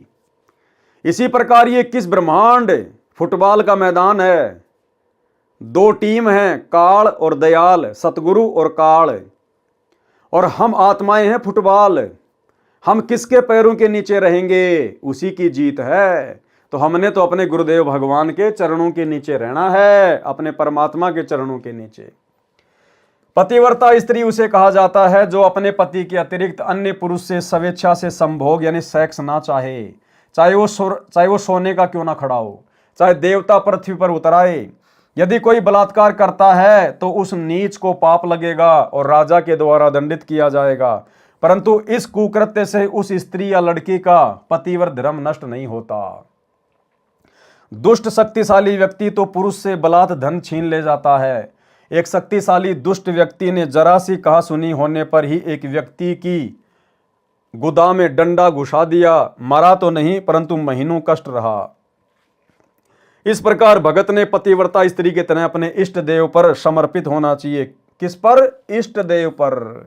तो पहले तो इष्ट की पहचान होनी चाहिए ना, इष्ट कौन है। तो आज हमें इष्ट की पहचान होगी कि इष्ट हमारा गुरु है और कोई इष्ट नहीं है। आपको कल के वीडियो में भी गुरुदेव का सत्संग सुनाया था, जिसमें गुरुदेव भगवान ने पतिव्रता स्त्री का जिक्र करते हुए बताया कि जब आप अपने गुरु को इष्ट मानकर पूजोगे, अपने गुरु को इष्ट मानकर, शब्द पे ध्यान देना इस सत्संग में, गुरुदेव कह रहे हैं एक अपने गुरु को ही इष्ट मानकर पूजना है। तो सबसे पहले तो हमें इष्ट की पहचान होनी चाहिए कि हमारा वर्तमान में इष्ट कौन है। स्वयं गुरुदेव भगवान है या फिर ये नकली कागज का टुकड़ा है? सुनिए। एक पति को छोड़कर आन में आस्था रखने वाली पत्नी को व्यभिचारिणी कहते हैं। तो अपने ही पति से हर इच्छा पूरी हो उसी को पति भर्ता कहते। तो हम जब पति भर्ता पद पर आ जाएंगे तो परमात्मा कहते हैं पति भर्ता जमी पर जो जो धर है पावे, समर्थ झाड़ू देते है ना काटा लग जावे। ऐसा हंस, ऐसा भक्त जब अपने एक इष्ट पूर्ण परमात्मा पर अपने ही गुरु को इष्ट रूप में मानकर जब अपने जीवन रूपी सफर में प्रस्थान करता है, अपने ही गुरु को इष्ट रूप में मानकर जब अपने जीवन रूपी सफर में प्रस्थान करता है, अपने ही गुरु को इष्ट रूप में मानकर जब अपने जीवन रूपी सफर में प्रस्थान करता है रास्ते पर, तो परमात्मा उस जीवन रूपी सफर के पाप कर्म रूपी कांटों को बुहारना शुरू कर देता, उसके दुखों को खत्म करना शुरू कर देता है, झाड़ू देता चलता है कि मेरी प्यारी आत्मा के कांटा ना लग जाए। तो भाई और बहनों, इष्ट की पहचान हो गई हमें, तो अपने इष्ट के अलावा हमने अपनी नीयत कहीं नहीं डिगानी। इस प्रकार भगत ने पतिव्रता स्त्री की तरह अपने इष्ट देव पर समर्पित होना चाहिए, तब परमेश्वर प्रसन्न होगा। यानी इष्ट स्वयं ही परमेश्वर है और मोक्ष प्रदान करेगा। वाणी नंबर 1 से 10 का शब्दार्थ। आन यानी अन्य, उपाव यानी उपासना, पीव यानी पति, आन यानी शर्म यानी आन कान, दावा नहीं यानी अपना हक नहीं समझे, ध्यान यानी ध्यान, कान यानी काणे यानी लाज शर्म ध्यान, पति धारण करना यानी पतिव्रता धर्म धारण कर लिया तो अटल रहती है। यह उसका मत यानी सिद्धांत है। गाहक मिलो यानी स्त्रियों को लोभ लालच देकर दुराचार करने वाले पतिव्रता को असंख्य मिलो, वह अपना सिद्धांत नहीं बदलती। टस से मस नहीं होती। हित यानी प्रेम, आन यानी उपासी, अन्य देवताओं की उपासना करने वाली आत्माएं बहुत मिलें परंतु अपने इष्ट देव को पतिव्रता नहीं त्यागती। सच्चा भगत अपने मूल मालिक के स्थान पर, मूल मालिक कौन? अपना गुरु। वर्तमान में भक्ति का मूल कौन है? गुरु। सच्चा भगत अपने मूल मालिक के स्थान पर अन्य देवी देवताओं की पूजा कभी नहीं करता। संकेत माने सतर्क रहना। वाणी नंबर 10 का सरलार्थ सारांश में कर दिया गया है। वाणी नंबर 11 से 20। गरीब पतिव्रता के बैरत में कदे न पर है भंग, उनका दुनिया क्या करे जिनके भक्ति उमंग। गरीब पतिव्रता परहेज है आन उपास अनीत, अपने पीव के चरण की छाड़त ना प्रतीत। गरीब पतिव्रता के बैरत है दूजा दोजख धुंद, अपने पीव के नाम से चरण कमल रह बंद। गरीब पतिव्रता पर संग सुने जाका जासे नेह, अपना पति छोड़े नहीं कोटि मिले जो देव। गरीब पतिव्रता पर संग सुने जाकी जासे लाग, अपना पति छोड़े नहीं पूर्व बले बड़बाग। गरीब पतिव्रता पर संग सुनी जाकी जासे लाग, अपना पति छाड़े नहीं जू चकमक में आग। गरीब पतिव्रता के पीव चरण की सिर पर रजले डार, 68 तीर्थ सब की ये गंगा नान किदार। गरीब पतिव्रता पीव के चरण की सिर पर रजले राख, पतिव्रता का पति पार ब्रह्म है सतगुरु बोले साख। गरीब पतिव्रता पति प्रणाम करे रहे पति को पूज, पतिव्रता पार ब्रह्म पावे ही सतगुरु को ले बूझ। गरीब पतिव्रता को परिणाम करे पतिव्रता को मिल ध्याए, पतिव्रता दीदार करी 84 नहीं जाए। सरलार्थ, पतिव्रता स्त्री की तरह भगत के एक परमात्मा की भक्ति के व्रत यानी प्रतिज्ञा कभी भंग नहीं पड़ता, यानी खंडित नहीं होता। जिनको परमात्मा की भक्ति की उमंग लगी है तो उन भक्तों को संसार के व्यक्ति कुछ हानि नहीं कर सकते, उनके भक्ति धर्म कर्म को खंडित नहीं करवा सकते चाहे कितनी कोशिश। वह भगत पतिव्रता की तरह अन्य उपासना से परहेज करता है, अपने पीव यानी पति परमेश्वर के चरणों की प्रतीत यानी विश्वास नहीं छोड़ता। दोजिख माने नरक, धुंध माने अंधकार। पतिव्रता के लिए अन्य पुरुष नरक का अंधेरा है। पतिव्रता के लिए अन्य पुरुष का संग नरक के द्वार हैं। धुंध माने अंधकार, पतिव्रता के लिए अन्य पुरुष नरक का अंधेरा है। यानी भगत अपने इष्ट के अतिरिक्त अन्य देव की पूजा नरकदायक मानता है। अपने इष्ट के अलावा अन्य देव की पूजा नरकदायक मानता है। अपने पूर्ण परमेश्वर पर पूर्ण विश्वास रखता है, उसी के चरण कमलों में बंध चुका है। वाणी नंबर 14 का सरलात सारांश में कर दिया गया है। पतिव्रता अपने पति की प्रशंसा सुनती है, अन्य की नहीं। अब भैया जून के महीने में तो कबीर प्रकट दिवस मनाकर इस कागज के टुकड़े की प्रशंसा होती है, जबकि पतिव्रता स्त्री केवल अपने पति की महिमा सुनती है, अन्य की नहीं। इसी प्रकार भगत केवल अपने इष्ट पूर्ण परमात्मा की कथा प्रसंग सुनता है। पूर्व जन्म के बड़ भाग से यानी पुण्य कर्मों के प्रभाव से भगत एक इष्ट पूर्ण परमात्मा पर दृढ़ होता है।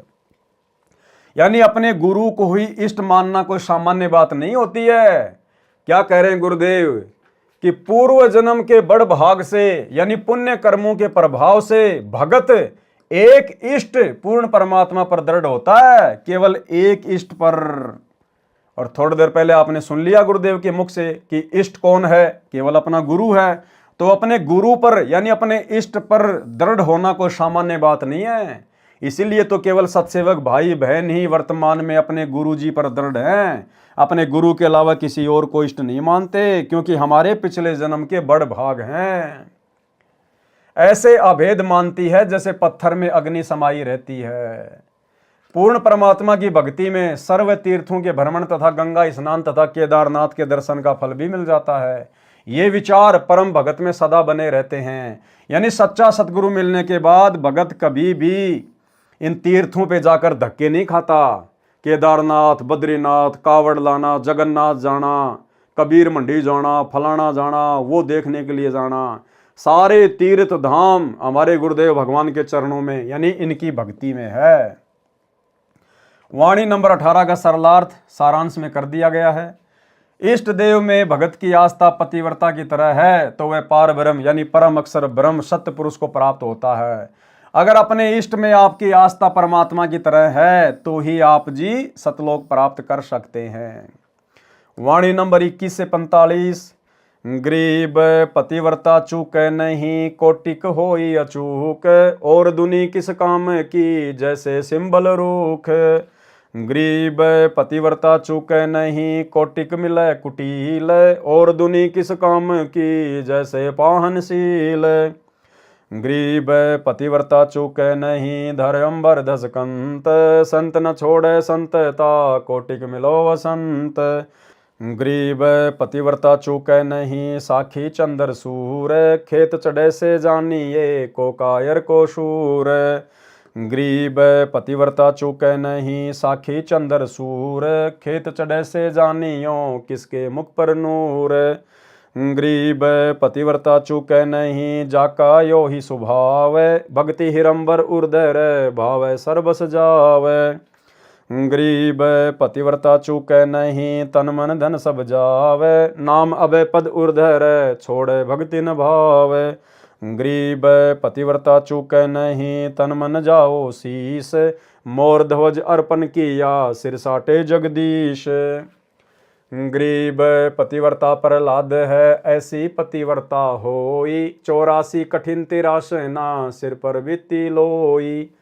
गरीब राम नाम छाड़या नहीं, अवगत अगम अगाध, दाव न चूक्या चौपट पतिव्रता प्रहलाद।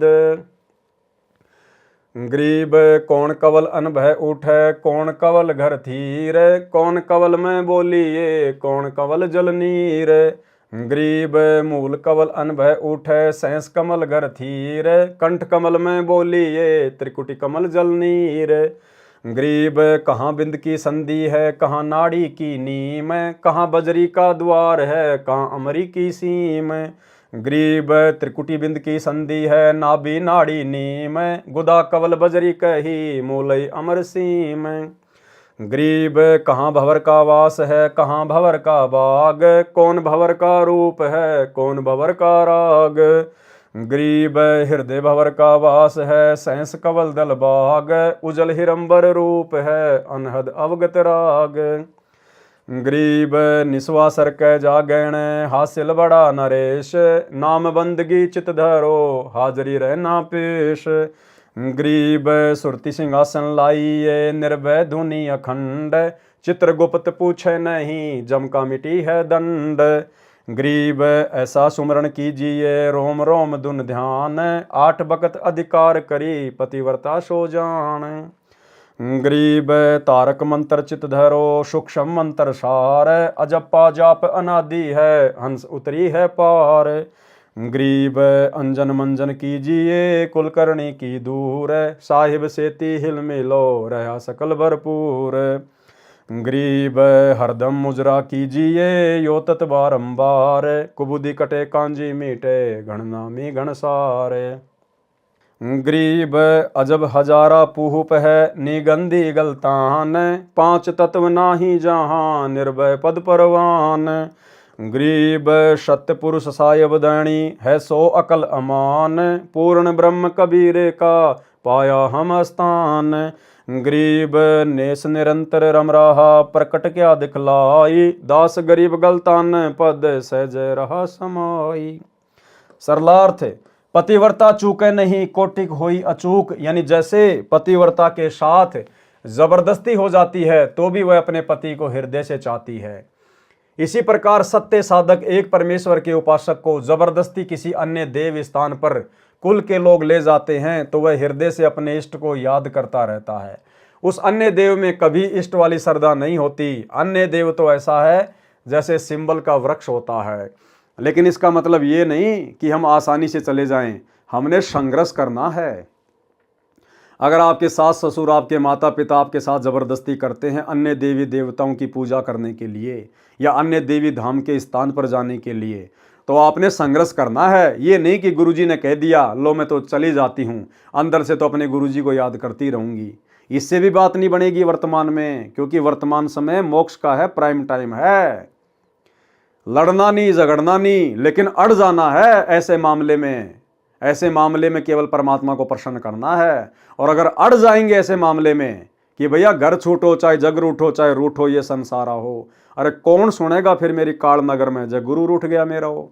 तो ऐसे मामले में भैया चाहे कोई घर से निकालो, चाहे जो मर्जी करो, हमने उन देवी देवताओं के धाम पर जाकर दर्शन भी नहीं करना। चाहे परिवार का दबाव हो, चाहे सास ससुर का दबाव हो। ये ज्ञान किस लिए दिया भगवान ने वर्तमान में? संघर्ष करने के लिए। एक परमेश्वर के उपासक को जबरदस्ती किसी अन्य देव स्थान पर कुल के लोग ले जाते हैं तो वह हृदय से अपने इष्ट को याद करता रहता है। उस अन्य देव में कभी इष्ट वाली श्रद्धा नहीं होती। अन्य देव तो ऐसा है जैसे सिंबल का वृक्ष होता है, जिसके डोडे लगते हैं, वे फल जैसे लगते हैं परंतु उनमें खाद्य पदार्थ नहीं होता, रुई निकलती है। इसी प्रकार तत्व ज्ञान प्राप्त भगत को पूर्ण परमात्मा के अतिरिक्त अन्य प्रभु ऐसे व्यर्थ लगते हैं जैसे आम के वृक्ष की तुलना में सिंबल का वृक्ष व्यर्थ लगता है। धर यानी धरती, अंबर यानी आकाश, दस्कंत यानी नष्ट हो जाए, असंत यानी नास्तिक व्यक्ति। भगत के लिए तो अन्य देव पाहन यानी पत्थर की सील यानी शिला है, अर्थात व्यर्थ है। वाणी नंबर 23-24 का सरलार्थ सारांश में पहले कर दिया गया है। वाणी संख्या 25, 26, 27 का सरलार्थ ऊपर किया है। वही भावार्थ है। दृढ़ भगत पतिव्रता की तरह एक इष्ट की भक्ति का भाव नहीं त्यागता, चाहे सर्वस्व नष्ट हो जाए, चाहे सर्वस्व नष्ट हो जाए। इसी प्रकार यहां भी हमने संघर्ष करना है। नूर यानी लाली यानी विजय रहना, खेत चढ़ना यानी युद्ध के मैदान में डटकर खड़ा होना यानी भक्ति मार्ग पर संघर्ष करना तत्व ज्ञान को आधार बनाकर। भक्ति हिरंबर उर धरना यानी बहुमूल्य भक्ति हृदय में रखना। नाम अभय पद, सच्चे नाम को निर्भय होकर जपते हैं जो तत्व ज्ञान को जान चुके हैं। वाणी नंबर 28 से 30 का सारांश सरलार्थ में कर दिया गया है। वाणी नंबर 31 से 49 का सरलार्थ पूर्व सारांश में कर दिया गया है। राजा जनक स्वयं तो स्वर्ग गए ही, साथ में 12 करोड़ जीवों को नरक से छुड़वाकर स्वर्ग ले गए। इसी प्रकार श्री गोरखनाथ जी दृढ़ता से भक्ति करके सफल हुए। सूत्र मानी ऊंट, मुए मानी मरे हुए, कु मानी को, साखी पतिव्रता के अंग की। वाणी नंबर 9 से 20। गरीब पतिव्रता के संग है पार ब्रह्म जगदीश, नर आकार निज निर्मला सो है विश्व बीस। गरीब शकल समाना एक में एक समाना एक, नीचे होई तो पाई कहाँ धरत है भेख। गरीब पार ब्रह्म की पारख के नैन निरंतर नाल, और अंतर पर कासिया देखा अवगत ख्याल। गरीब पार ब्रह्म की जाति में मिलती हैं सब जात, सुन सरोवर विमल जल अरस अनुपम रात। गरीब आदि अनाहद अगम है पतिव्रता के पास, सैंस 21 अष्ट दल थीर करो दम श्वास। गरीब कित पंछी का खोज है कहाँ मीन का पैर, दिल दरिया में बैठ कर देखो अविगत लहर। गरीब अलल पंख के लोक को जानत है न कोई, अलल पंख का चीकला घर पावेगा सोई। गरीब शिकल बिकल संसार है पतिव्रता दिल थीर, अचल अनाहद अरस धुनी डोले नहीं शरीर।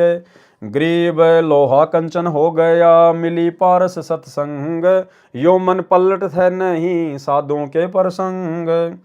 गरीब जुगन जुगन का कुट्टल है जुगन जुगन का जिंद, पतिव्रता सो जानिए रहे मनोरथ बंद। गरीब बारे बानी ब्रह्म है सैंस कला कल धूत, पतिव्रता सो जानिए राखे मन संजूत। गरीब जो मेहंदी के पान में लाली रही समाए, यो साहब तन बीच है खोज करो सतभाए। सरलार्थ पूर्व में किया गया है वैसा ही है। भावार्थ है कि जो भगत पूर्ण परमात्मा को सच्चे भाव से याद करता है यानी भक्ति करता है, तो जगदीश उसके साथ रहता है। जगदीश कौन है? जगत प्लस ईश, सारे संसार का स्वामी। वो जगदीश, वो परमात्मा, वो पार ब्रह्म, वो कबीर देव आज वर्तमान में हमारे गुरुदेव हैं। यानी भक्ति करता है तो जगदीश उसके साथ रहता है, उसकी सहायता करता है। वास्तव में परमात्मा नराकार यानी मानव स्वरूप है। विश्व बीस का अर्थ है पूर्ण रूप से। विश्व बीस का एक पक्का बिगा होता है, वह पूर्ण माना जाता है। यहाँ पर उसी उपमा से परमात्मा को समर्थ कहा है। भेक धरना यानी दाढ़ी जटा सिर पर बाल केस बढ़ाना, नीचे मानी विश्वास के साथ। भावार्थ, यदि मेरी बातों पर विश्वास है तो परमात्मा मिलेगा, यदि नहीं है तो साधु वेश बनाने का कोई लाभ नहीं। निज मानी खास, निर्मला मानी निर्मल, परमात्मा वास्तव में पाक साफ है। शून्य सरोवर यानी आकाश में सतलोक रूपी सरोवर है, उसमें सुख रूपी जल है। उस अनुपम यानी अद्भुत अरस यानी आसमान में बने सतलोक में रात दिन लगन लगा। एक पार ब्रह्म यानी पूर्ण परमात्मा की जाति यानी लक्षणा सब देवों से मिलते हैं, परंतु पूर्ण परमात्मा समर्थ है। जैसे नमक और बूरा के लक्षण मिलते जुलते होते हैं, परंतु खाने पर पता चलता है। आदि मानी सनातन सदा से, अगम यानी सर्वोपरि, अनाहद मानी शाश्वत यानी अविनाशी। परमात्मा दृढ़ भगत के साथ है। सैंस 21 यानी दिन रात में मानव सामान्य विधि से 21,600 श्वास दम श्वास लेता है। उन सबको परमात्मा के सुमरण में लगाए। थीर करो का अर्थ है श्वास से नाम पर दृढ़ता से मन लगाओ। कित मानी कहाँ, पंछी मानी पक्षी, मीन मानी मछली। जैसे पक्षी उड़कर चलता है तो उसकी खोज किसी चिन्ह से नहीं हो सकती, अर्थात पक्षी अपने पीछे कोई निशान नहीं छोड़ता। जैसे मछली जल में कोई निशान बनाती हुई आगे नहीं तैरती, इसी प्रकार प्रत्येक भगत भक्ति की शक्ति से उड़कर या जल की तरह चलकर सतलोक चला जाता है। अन्य व्यक्ति उसके मार्ग की खोज करके नहीं जा सकते, उसे भी भक्ति करके शक्ति रूपी पंख लगवाने पड़ेंगे। मन रूपी मछली को दिल रूपी दरिया में यानी हृदय से लगन लगा। भक्ति करके उस अविगत अव्यक्त परमात्मा की लहर यानी अनंत सुख को देखो। अलल पंख की जानकारी गुरुदेव के अंक के सरलार्थ में वाणी नंबर 1 के सरलार्थ में विस्तार से बताई गई है। चीकला मानी पक्षी का नवजात बच्चा। भावार्थ है कि जो भगत अंश है वह भक्ति उस भाव से करता है जैसे अलल पक्षी का बच्चा अपना ध्यान आसपास मन में लगाए रहता है। उसकी आत्मा में यह समाया होता है कि तेरा परिवार ऊपर है, जब तक वह उड़ने योग्य नहीं होता तो अन्य पक्षियों के साथ रल मिलकर रहता है, परंतु युवा होते ही उड़कर ऊपर अपने माता पिता के पास चला जाता है। इसी प्रकार संसार में रहते रहते भगत का मन हमेशा ऊपर सतलोक में होना चाहिए कि ये काल का 21 ब्रह्मांड मेरा निज घर नहीं है, मेरा घर नहीं है, मुझे अंत में भक्ति सफल करके सतलोक ही जाना है। इसी प्रकार तत्व ज्ञान प्राप्त भगत को 100% विश्वास होता है कि अपना ठिकाना सतलोक में है। वही चीकला यानी भक्ति प्रारंभ करने वाला भगत भक्ति पूरी करके निर्बाध सतलोक वाले घर को प्राप्त करेगा। संसार सिकल बिकल यानी चंचल है, कभी भक्ति करने लगता है, कभी छोड़ देता है, परंतु पूर्ण विश्वासी भगत थीर यानी भक्ति पर दृढ़ रहता है। वह आकाश में परमात्मा की निरंतर धुन लगन टिकाकर लगाता है। लोहा पारस पत्थर के साथ मिलकर सोना हो जाता है, परंतु ये मन संतों के साथ रहकर भी गुण ग्रहण नहीं करता यानी साधु नहीं बनता। मन तो युगों युगों का कुटिल दुष्ट है, जिंद माने किसी गलत आदत से चिपक गया तो त्यागता नहीं। जिंद एक प्रेत होता है जो किसी को चिपक जाता है तो पीछा नहीं छोड़ता, केवल पूर्ण परमात्मा से डरता है। ये मन तो उस जिंद भूत से भी बुरा है। दृढ़ भगत तो अपने मनोरथ यानी उद्देश्य पर बंधा दृढ़ रहता है। 12 बानी का मतलब होता है पूर्ण रूप से, ब्रह्म का मतलब प्रभु यानी वास्तव परमात्मा तो पूर्ण ब्रह्म है। सहस यानी 1000 कला यानी शक्ति वाला, कल धूत यानी प्रभु तो काल है। दृढ़ भगत हर समय अपने मन को संजूत यानी संयम करके पूर्ण परमात्मा में रखता है। जैसे मेहंदी का पत्ता हरे रंग का होता है, परंतु जब उसे रगड़ कर हाथों पर लगाया जाता है तो लाल रंग देता है। इसी प्रकार ये शरीर हड्डियों और मांस का ढांचा दिखाई देता है, जब इसको भक्ति में रगड़ोगे तो सत भाई यानी वास्तव में परमात्मा मिलेगा। उसकी सच में खोज करो, यानी सही कह रहा हूं कि भक्ति करके इस मानव शरीर में परमात्मा को खोजो, जबकि हमें तो परमेश्वर मिल चुके हैं। अब हमने मर्यादा में रह के आजीवन इनकी भक्ति पे लगे रहना है। वाणी नंबर 21 से 30। गरीब बिन दरिया दादुर जहां, बिन ही पर्वत मोर, बिना सवाती मोती जहां, बिन ही चंद चकोर।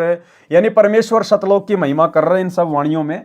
यानी वहां पर जैसे यहाँ पर अगर कोई तालाब होगा तो उसमें मेंढक होगा, अगर बादल गरजेंगे तो बरसात होगी, अगर पेड़ होगा तो फूल होगा, काम धंधा करेंगे तो रोटी मिलेगी।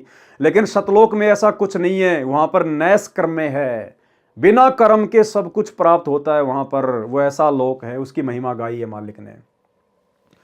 गरीब बिन दरिया दादुर जहां, दादुर यानी मेंढक, बिन ही पर्वत मोर, बिना सवाती मोती जहां, बिन ही चंद चकोर।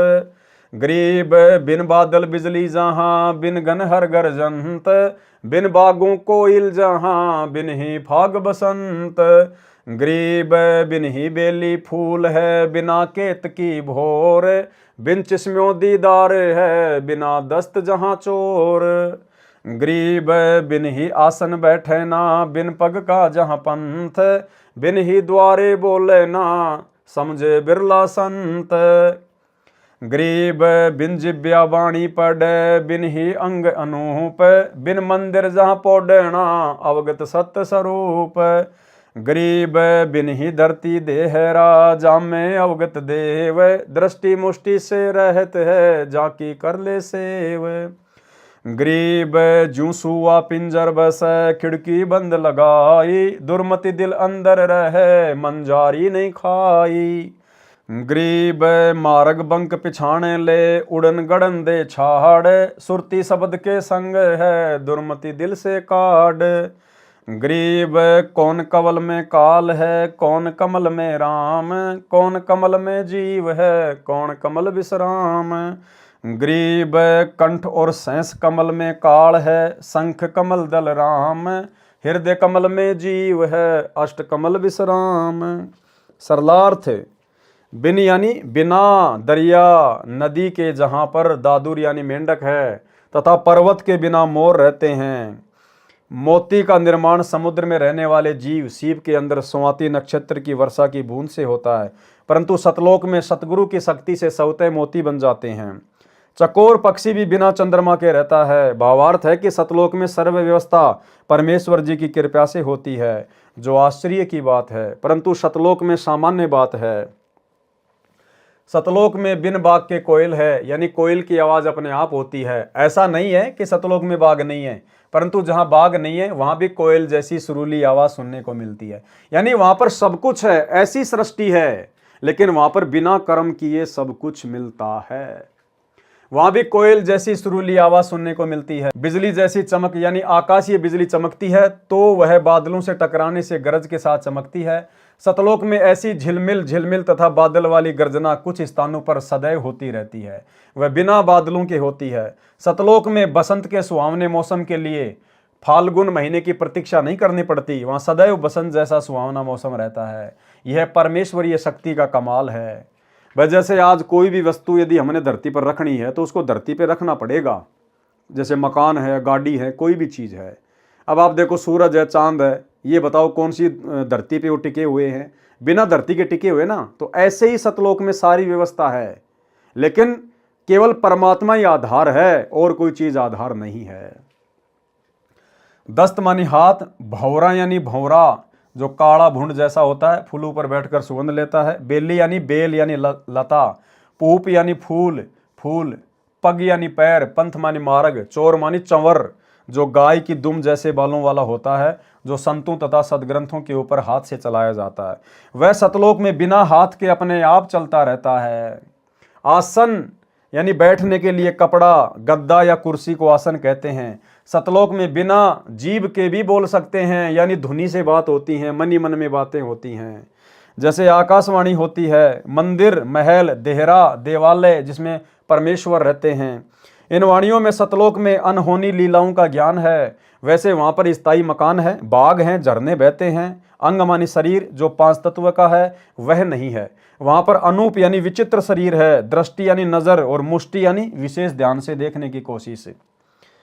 दृष्टि तो सामान्य नजर होती है, जो नजर गड़ाकर ध्यान से देखे वह मुष्टि कही जाती है। रहत मानी बिना, सेव मानी पूजा, भावार्थ है कि उस परमात्मा को आत्मा की आंखों से देखा जाता है, चरम दृष्टि से नहीं। दुर्मति यानी बुरी नीयत से किया गया विचार। मंझारी यानी बिल्ली। सुआ यानी तोता। सुक मानी पिंजरा, भावार्थ है कि तोता अपने पिंजरे में रहता है तो उसको बिल्ली नहीं खा सकती। दुर्मति तो बिल्ली है, आत्मा तोता है। यदि मर्यादा में रहकर भगत चलता है तो उस पर किसी के दुर्विचारों का प्रभाव नहीं पड़ता।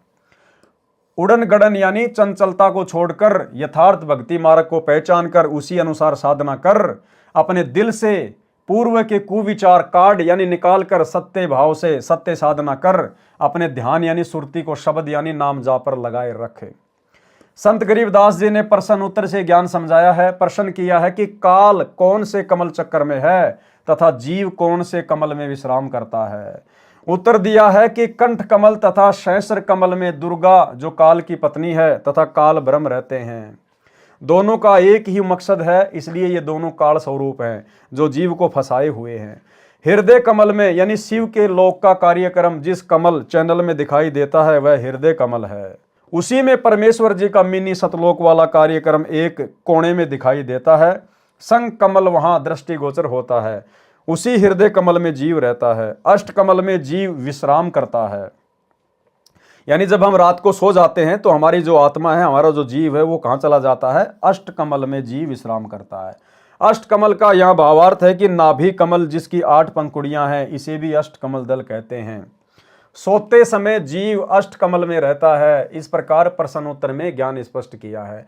यानी भाई और बहनों, ये हमारे कोई विशेष काम की बातें नहीं है। ये तो आदरणीय गरीबदास जी महाराज जी को इसलिए लिखनी पड़ी ताकि कोई ये ना समझे कि गरीबदास जी तो बिल्कुल अनपढ़ थे, उनको शास्त्रों का कोई ज्ञान नहीं था। इसलिए परमात्मा ने योगियों के योग को भी फैल किया और ऐसी ऐसी बातें लिख दी जो योगियों को भी पता नहीं है। लेकिन आप और हमारी ये बातें विशेष मतलब की नहीं है। हमारा बेड़ा पार होगा गुरुदेव भगवान की मर्यादा, गुरु को इष्ट मानना और अपनी भक्ति आजीवन करते रहना। वाणी नंबर 31 से 45। गरीब कौन कमल अनभय उठे, कौन कमल घर थीर, कौन कमल में बोलिए, कौन कमल जल नीर। गरीब मूल कमल अनभय उठे, सहस कमल घर थीर, कंठ कमल में बोलिए, त्रिकुटी कमल जल नीर। गरीब कहाँ बिंद की संधि है, कहाँ नाड़ी की नीम, कहाँ बजरी का द्वार है, कहाँ अमरी की सीम।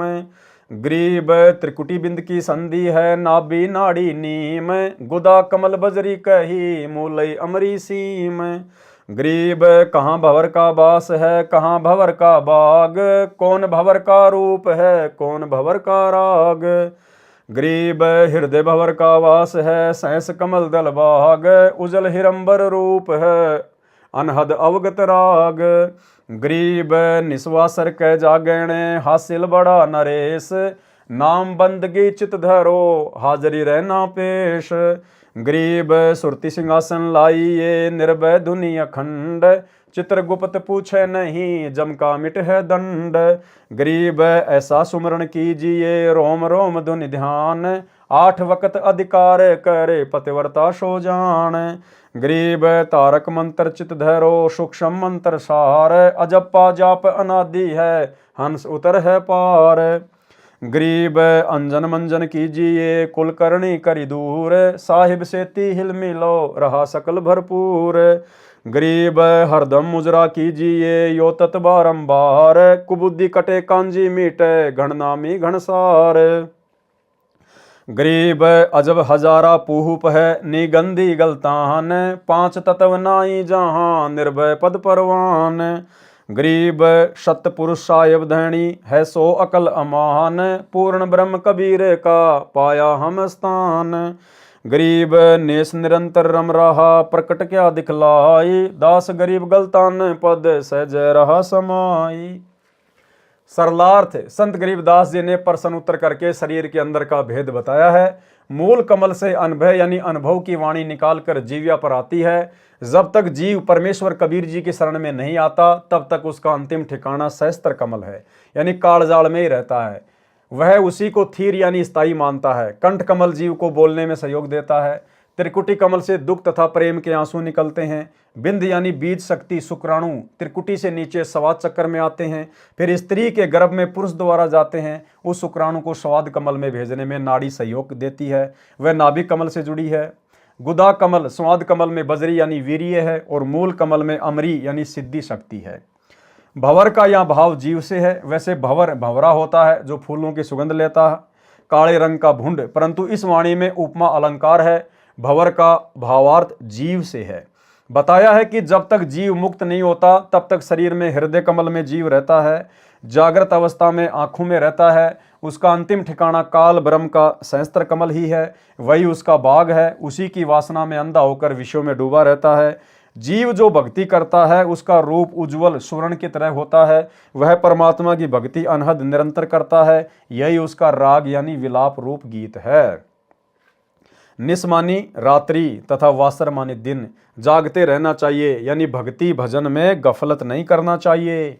इससे भक्ति का नरेश यानी भगत राज कहलाएगा। उसे यह हासिल यानी उपलब्धि होगी। गरीब रोम रोम धुन होत है, छत्रपति है सोए।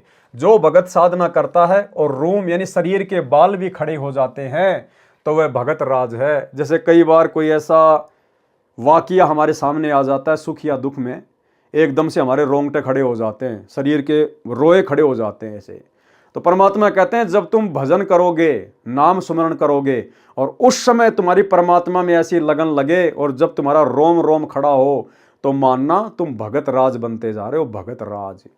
और एक बार जब नाम जाप करते समय रोंगटे खड़े होते हैं, तो परमात्मा कहते हैं उस समय भगत के 3.5 करोड़ जाप माने जाते हैं। 3.5 करोड़। यदि आप प्रथम मंत्र का जाप कर रहे हैं, सतनाम का कर रहे हैं, और यदि उस समय आपके रोंगटे खड़े हो गए, अपने गुरुदेव भगवान के प्यार में, प्रेम में मस्त हो रहे हो, आप अंदर से आनंद आ रहा है, रोंगटे खड़े हो गए, तो समझ लो 3.5 करोड़ जाप हो गए, हमारे खाते में लिखे गए। जो भगत साधना करता है और शरीर के बाल भी खड़े हो जाते हैं, तो वह भगत राज है। परमात्मा के नाम की बंदगी नम्र भाव से भक्ति हृदय में रखो। सदा मालिक के लिए समर्पित रहना, परमात्मा के दरबार में पेश यानी हाजिर रहना। भावार्थ है कि परमात्मा के अतिरिक्त अन्य सब आसार लगे। संत गरीबदास जी ने कहा कि हे भगत, नाम जाप में ध्यान यानी सुरती ऐसे लगा जैसे सिंहासन पर बैठकर शोभित होते हैं। यानी राजा लोग सिंहासन पर बैठकर अपने को सर्वोपरि तथा निर्भय समझते थे। ऐसे भगत परमात्मा के नाम का जाप ध्यान यानी सुरती रूपी सिंहासन पर बैठकर करें, अर्थात सारी चिंताओं को, सारी टेंशनों को साइड में छोड़कर और परमेश्वर का नाम जाप करना चाहिए। गुरुदेव का आदेश है, वह सर्वश्रेष्ठ भक्ति विधि है। और निर्भय हो जा कि मैं सत्य भक्ति कर रहा हूँ, मुझे परमात्मा अवश्य मिलेगा। उस भगत का लेखा जोखा चित्र तथा गुप्त फरिश्ते नहीं करते। उस भगत का जम यानी यमदूतों द्वारा पाप कर्म का दिया जाने वाला दंड भी समाप्त हो जाता है। भगत से कहा है कि ऐसा सुमरण कर जिससे रोम रोम में धुन हो, यानी शरीर के बाल ऐसे खड़े हो जाए जैसे कि खुशी या भय के समय खड़े होते हैं। कहते हैं कि ऐसी दुर्घटना थी कि देखने वाले के रोंगटे, शरीर के बाल खड़े हो जाते थे। अपने भजन पर 8 पहर यानी 24 घंटे अधिकार रख यानी सुमरण में लगा रहे, वह वास्तव में पतिव्रता यानी सच्चा भगत है। तारक मंत्र यानी सत्य साधना के मंत्र, जो चित्त धरो यानी ध्यान से सुमरण करो। जो सूक्ष्म मंत्र सोहम नाम सार है यानी मोक्ष मंत्रों में विशेष है। अजप्पा जाप, जो श्वास ऊं श्वास से जाप किया जाता है, वह अनादि अर्थात सनातन है। उसके जाप से हंस निर्मल भगत यानी पार उतर जाता है, अर्थात मोक्ष प्राप्त करता है। अंजन यानी माया और मंजन मानी साफ करो यानी नेक कमाई करो। कुल करनी यानी परंपरागत साधना जो शास्त्र विरुद्ध है उसे दूर करो, त्याग दो। भावार्थ है कि सांसारिक संपत्ति से मन हटाकर साहिब यानी परमेश्वर के साथ हिल मिलो यानी भक्ति में लगे रहो। उसकी निराकार शक्ति सब जगह परिपूर्ण यानी भरपूर है। परमेश्वर का मुजरा, यहाँ स्तुति को मुजरा कहा है। परमेश्वर की स्तुति यानी उसका मुजरा हृदय से करो। ये तत् यानी सार है, इसे बार बार करते रहो। इस प्रकार परमात्मा की स्तुति व भक्ति से कुबुद्धि यानी दुर्मति नष्ट हो जाती है। घण नामी घनसार का अर्थ है कि सुप्रसिद्ध भगत हो जाएगा तथा भक्ति का धनी घनसार होकर शतलोक को चला जाएगा। अजब यानी अनोखा, हजारा यानी हजारों पत्तियों वाला, पुष्प यानी फूल, निगंधी यानी विशेष महक वाला, गलतान यानी उसकी महक के प्रभाव से साधक गलतान यानी मस्त हो जाता है। उस शतलोक में 5 तत्वों से निर्मित कोई वस्तु नहीं है। वह निर्भय पद है, परवान है यानी पूर्ण मोक्ष पद है, जहाँ भगत जन्म मरण तथा कर्म दंड से मुक्त होकर निर्भय हो जाता है। पूर्ण परमात्मा सभी का धनी यानी मालिक है, उसको सत्य पुरुष कहते हैं। वह अकल यानी निर्बंध है तथा अमान यानी शांत है। उस पूर्ण परमेश्वर कबीर जी का शतलोक का स्थान हमको प्राप्त हुआ है। कौन कह रहे हैं? गरीबदास जी। नेस का अर्थ इस वाणी में अदृश्य शक्ति है। नेस का अर्थ नष्ट करना भी होता है। ये वाणी के बोलने के भाव पर निर्भर करता है। नेस यानी परमात्मा की निराकार शक्ति निरंतर कण कण में समाई है। उसको प्रकट कैसे दिखाएं? संत गरीबदास जी ने कहा है कि यह गलतान पद यानी सुखदायक स्थान है, जहाँ साधक जाकर मस्त हो जाता है। वह सुख भगत में सामान्य रूप से प्रवेश हो जाता है। उसको सिद्धियां आदि दिखाने की आवश्यकता नहीं पड़ती। स्वामी रामदेवानंद गुरु महाराज जी की असीम कृपा से पतिव्रता के अंग का सरलार्थ पूरा हुआ। ठीक इसी प्रकार पूज्य गुरुदेव भगवान सतगुरु रामपाल जी परमेश्वर जी के शुभ आशीर्वाद से पतिव्रता के अंग का ये वीडियो कंप्लीट हुआ। सत साहिब यानी अविनाशी परमात्मा सतगुरु रामपाल जी भगवान। तो भाई और बहनों, आज की वीडियो में केवल इतना ही। कल फिर से गुरुदेव भगवान के आशीर्वाद से एक नई वीडियो के साथ में आप सभी भाई बहनों के साथ में आपकी सेवा में हाजिर होंगे। तब तक गुरुदेव भगवान हम सबको आज्ञा दें, इजाज़त दें, आशीर्वाद दें। बंदी छोड़ सतगुरु रामपाल जी भगवान की जय हो।